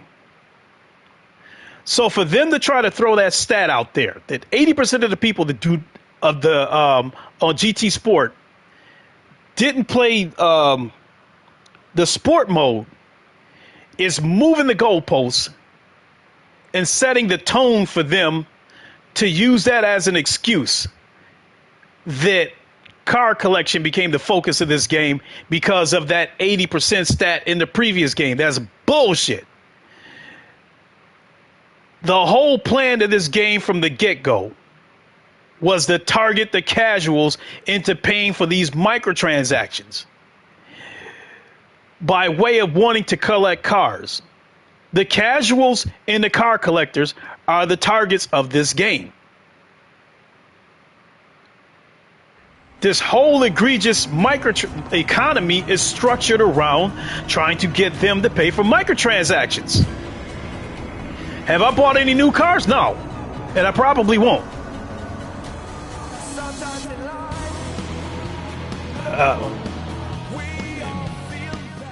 Back out of that. So, to me, them throwing that stat out there about the 80% of people that don't play sport is a bullshit excuse for them to justify the egregious economy that they set up in this game. So for the statisticians that's throwing that shit out there, I'm not hearing it.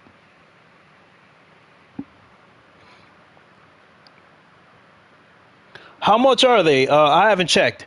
Well, one of the cars is available today, Ham. The other two cars won't be available until tomorrow, and they are legend cars, and they will probably cost an arm and a leg.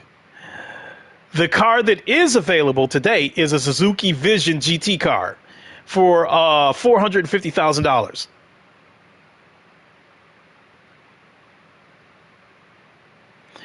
So, Mr. Modern, what I meant to take from your comment was that this game is not going to please everybody. The hardcore racers probably represent 20% of this game. They are the ones that's going to end up being the most pissed off from all the moves that's been made of this game.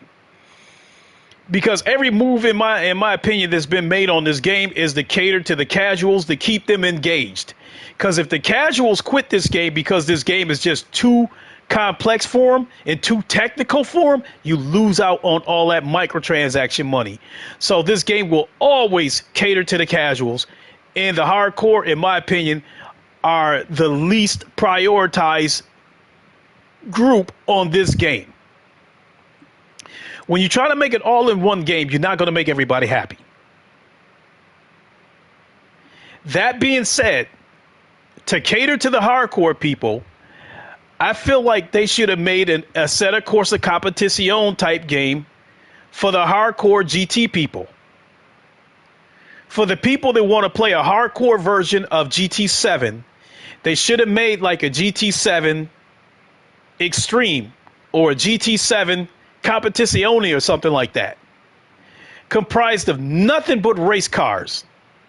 So the hardcore people that enjoy racing and nothing but racing can play that game. You made this game, Polyphony Digital.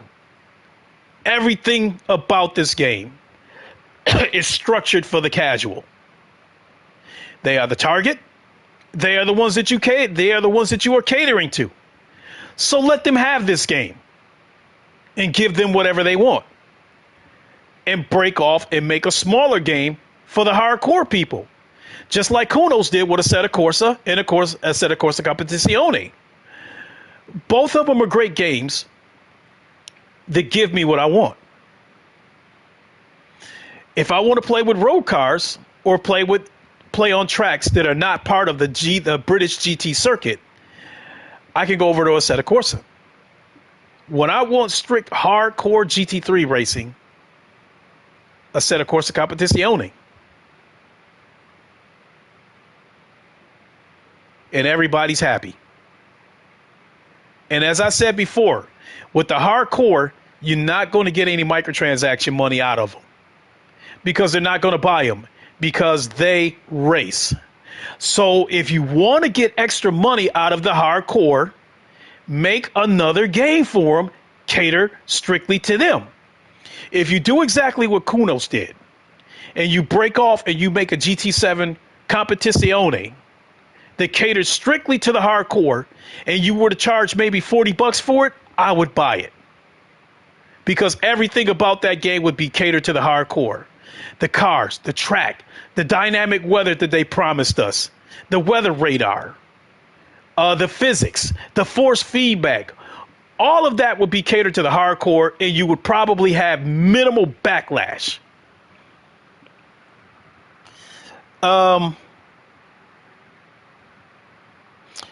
You said Video Games King. I remember that they messed up the money payout after the update. Yeah. And Vegeta, you said I got on finish all 3 new books, bought the new car, and did new track. I literally played for 45 minutes and did everything they updated. Pathetic upgrade. I said, to me, those menu books wasn't the main purpose of this upgrade, in my opinion. I said it at the beginning of the stream. I think the main purpose of this stream was to add Watkins Glen to bring the hardcore people back from ACC. Because as I said at the beginning of this stream, for those of you that got here late, because of the pathetic state that this game is in, some of the hardcore racers and some of the big name YouTubers have moved over to ACC. And everybody who's playing ACC right now is excited about the GT America pack that's coming next week. And the track that they've been clamoring about the most is Watkins Glen. So I think this update was a calculated move by Polyphony Digital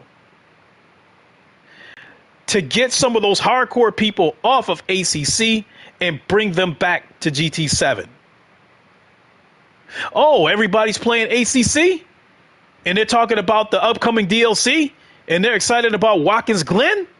Shit, put that, as I was telling people, I think the Watkins Glen track was already in the works. I think this track was already planned months, maybe even years ago. But because of the current state of this game and people moving over and playing ACC, they had to make a move to get people back over here. Mainly, I think the big YouTubers. Basic Ali, Rory Alexander, Chupagetti, to name a few. These people have moved on. They still play GT7, but they're also moved on to ACC. And when they play ACC, they say that ACC is a better game than GT7. More realistic physics, more attention to detail, better car sounds. So if they keep talking like that about ACC, they might fuck around and stay there. So Polyphony Digital had to do something to get everybody back over here. So today's update, to me, these new menu books, the new conversations, the new liveries, these legend cars, I do not think that was the main purpose of the update. I think the Watkins Glen track, which everybody is excited about on ACC coming up, was the purpose of this update. A calculated move that they got Watkins Glen only a week before we're supposed to get that track on ACC. Ham, you said, how much are credits to buy currently? In American money? Let me see here. I have to go back and do it again. I have to go back and read it again. But it's ridiculous. 750,000 credits will cost you $10 in real money. 2 million credits will cost you $20 in real money. 500,000 credits will cost you $7.50 in real money. 100,000 credits will cost you $2.50 in real money. And as I was saying, that the price of the credits in real money and the price of these cars overlap each other. It's never like this. It's like this. Trying to work out how much the $20 million Pikes Peak car will cost. The 20M. Let's see here. Vegeta, rumor is when Forza drop, they will launch sell your car feature. I don't believe that shit. If they do it, they are going to lowball you. You buy a car for $1 million and you sell it, they're going to give you $250,000 for it. Pure Sim, what's good? How you doing?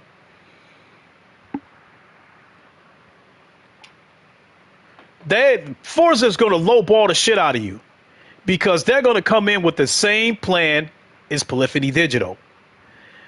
They're going to have the same plan as Polyphony Digital, whereas the casual audience is going to be their target to get them to buy the microtransactions. So they're going to do everything in their power to cater to the casuals in Forza Motorsports, so they can implement egregious microtransactions just like they did with this game. Because one thing about Sony and Microsoft, even though they compete against each other, if one of them pulls an egregious act and they get away with it, the other one will try it as well. For all the backlash that this game is taking, they have not adjusted the price of these egregious microtransactions. Microsoft will undoubtedly do the same thing with Forza Motorsports.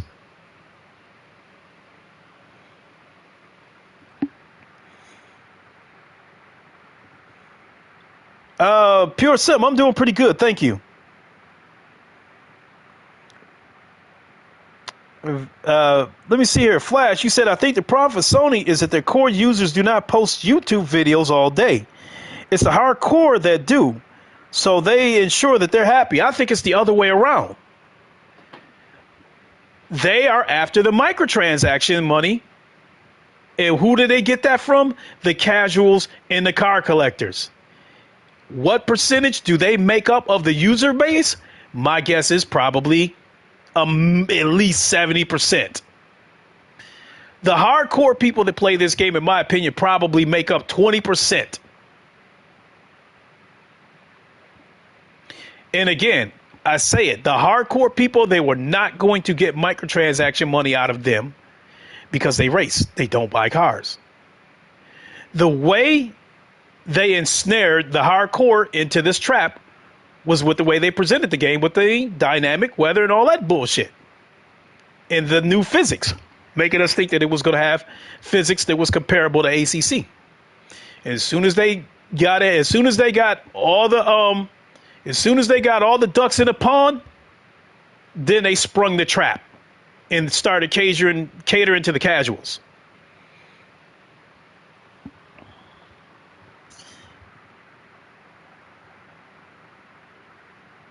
You say, yeah, I get that, but they can't have negative videos on YouTube all day. But they've been dealing with it. And I think that's why, I think that's part of the reason why this update featured Watkins Glen. They added a lot of shit to this update. Cars, fixes, liveries, features to some of these Nations Cups and all that shit. But leading up to this update, the biggest thing that they talked about was Watkins Glen, which I find to be a coinky dink for the millionth time that Watkins Glen is one of the featured tracks that's going to be on ACC when that DLC drops next week. It was a calculated move to get the hardcore racers back into this game and off of ACC. They needed to get them back into this game. I can't say ecosystem because the hardcore are not going to pay for microtransactions, but they needed to get them back on this game. And for the most part, they seem to be happy. Rory Alexander and Chupagetti, to name a couple, in the Key 25, they all seem to be happy that they got Watkins Glen. And to me, still not mentioning anything about the bullshit payouts and egregious microtransactions. I don't think I'd put in the time to grind that either. Hell no. You said, I think E20, which is just ridiculous for a car, which I think E20, I think of that, it translates to $200 in American money. So yeah, fuck no, I wouldn't do that.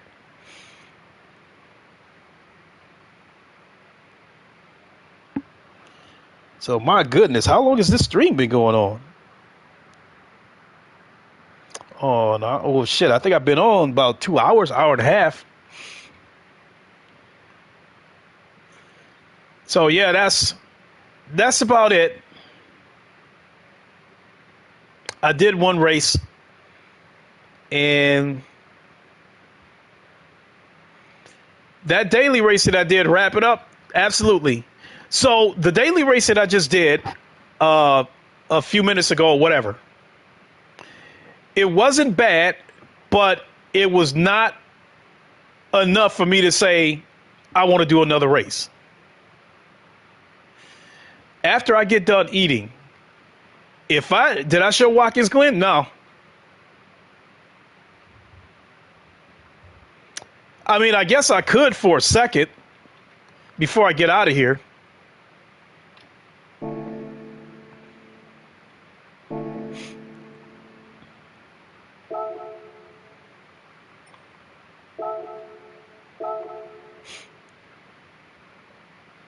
Was just do a couple of laps. Because again, one thing I won't take away from this game is how beautiful it looks.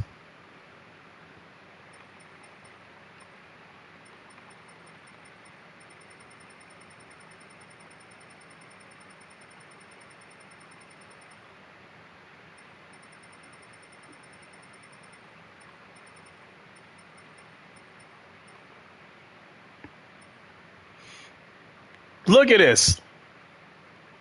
Okay, one in there, one in there. This is a free run, so I'll go in there.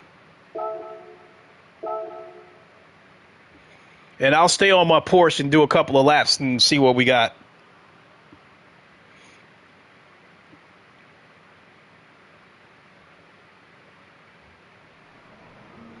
I think one of the things that people were complaining about was the inability to switch cars while you're in a session.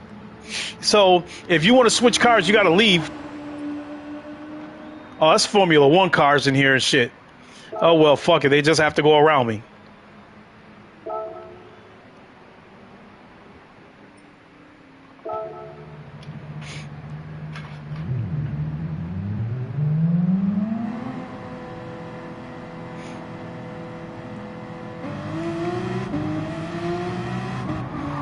Wait a minute.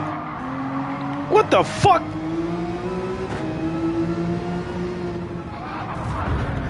Oh my God. Really, dude?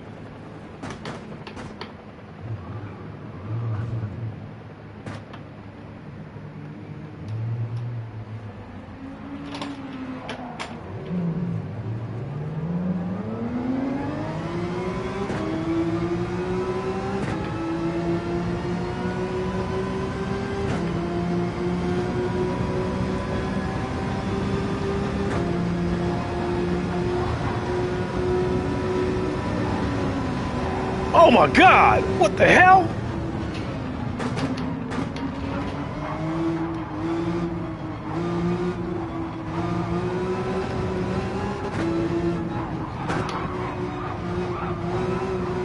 What the hell's wrong with that car?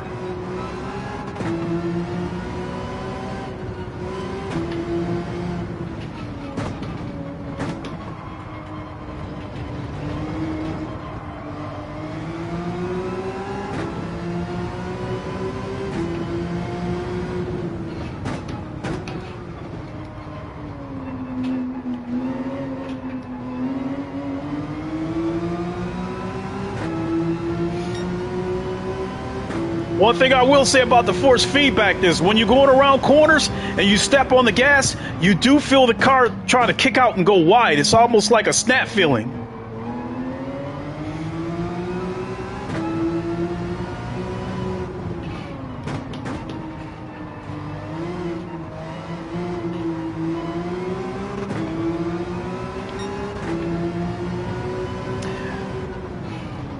Now I'm not even racing anybody, Ham. I'm just doing a lap or two around the track just to show it to you guys.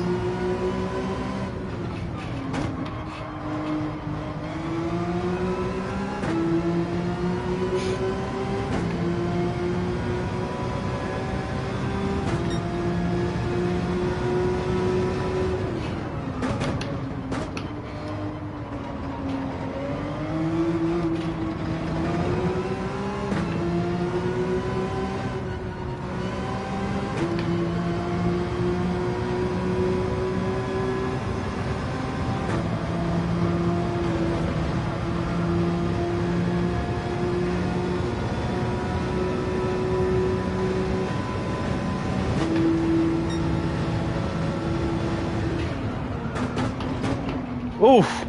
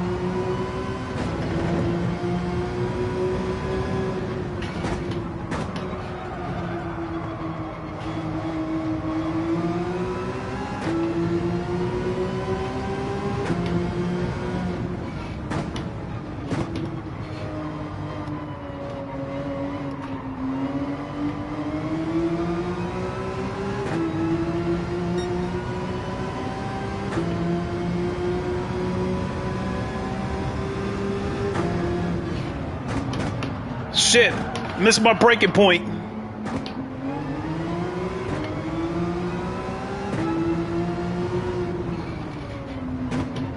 Then I hit the grass right there.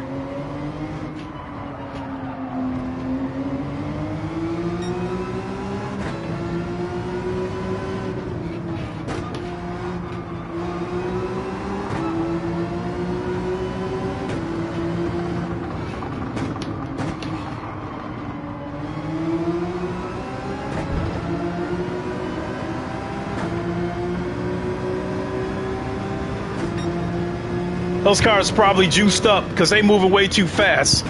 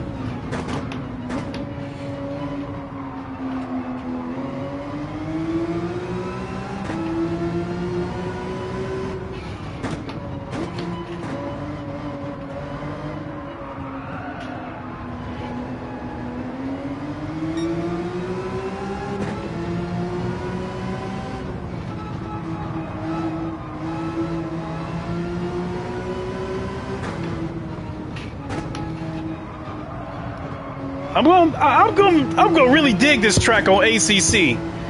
I'm gonna like this track on ACC.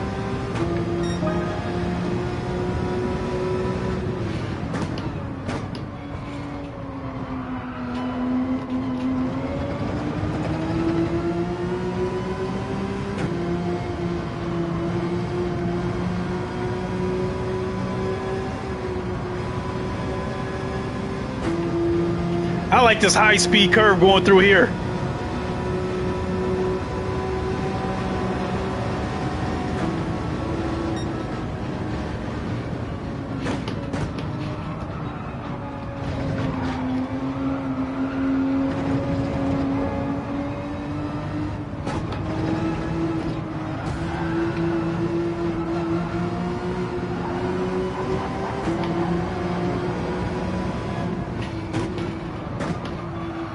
No respect for the GT3, huh?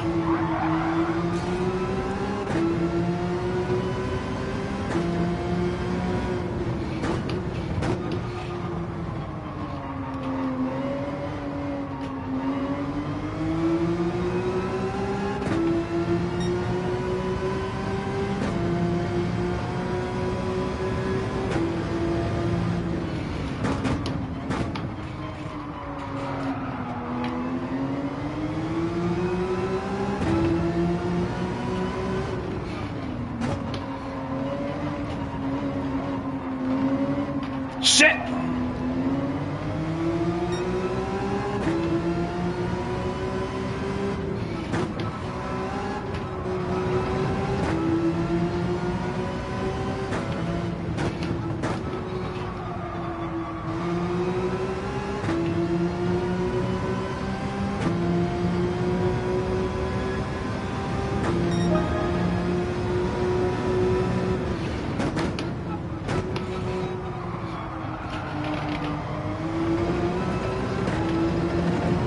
You got this track on, yeah. I remember I grabbed this track off of your files. I should go ahead and play this on Assetto Corsa. and compare it.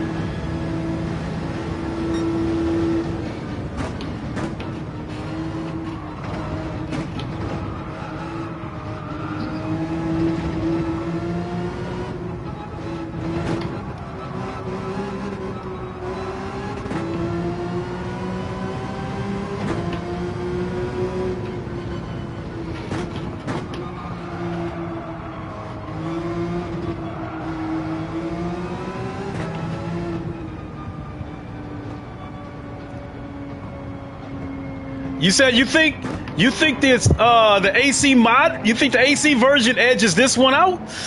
That's saying a lot.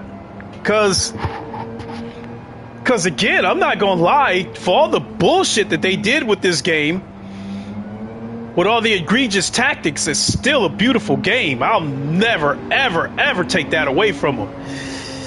And boy, that's saying a lot. But I don't know. I will say that racing on this track actually makes me want to jump on my PC and run this track on Assetto Corsa.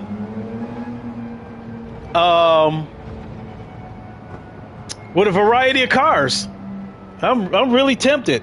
It's already 7. What time is it?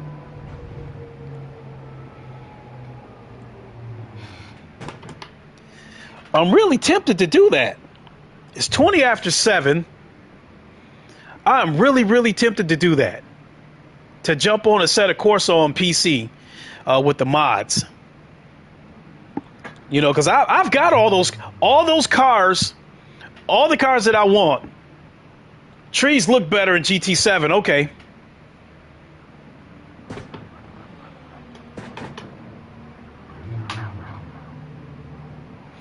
I am really, really, really, really tempted. But there's a bigger caravan park on the AC version. Or do you mean carousel? Damn, Ham, you tempted me now. Now you're making me want to jump on Assetto Corsa and play this in VR. Damn. But be warned, folks, that if I do decide to jump over to Assetto Corsa and do this and run this on the mods on Assetto Corsa, be warned that in between races, the screen is going to black out. Oh, you mean camping trailers? Okay. The screen is going to black out because for some reason, the way that game is, the loading screens and the menu screens where you set up the race, it doesn't come through on OBS. So you guys are going to see a black screen until I actually get in the race. Then you guys will see it. So I'm really tempted to just grab a quick bite to eat and then come right back with Assetto Corsa and run this track on the mods in VR. As I was saying before, any track that's on this game, any car that's on this game, except with the exception of like the GT Vision concept cars, any car that's on this game, I can get it through the mods and don't have to pay for any of it. So, all right, let me quit blabbing. Let me grab a bite to eat. If I come back and stream Assetto Corsa, I will do it within the next 45 minutes. So I think I can be a little more concrete there. So if you don't see me back on within the next 45 minutes, then either I fell asleep or I've, decided to put off the mod and, do that until tomorrow or this weekend or something. So with that, it is nitwit. Let me go ahead and get on out of here. Thanks so much for watching, everybody. And assuming we get this stream on, we'll see you in a little bit. Until then, you guys know the line. Wakanda forever. Long live the king, and deuces. Thanks for watching, everybody. This was a great podcast. Thanks, everybody, for commenting and chiming in. I really enjoyed the conversation. So we'll see you in a little bit.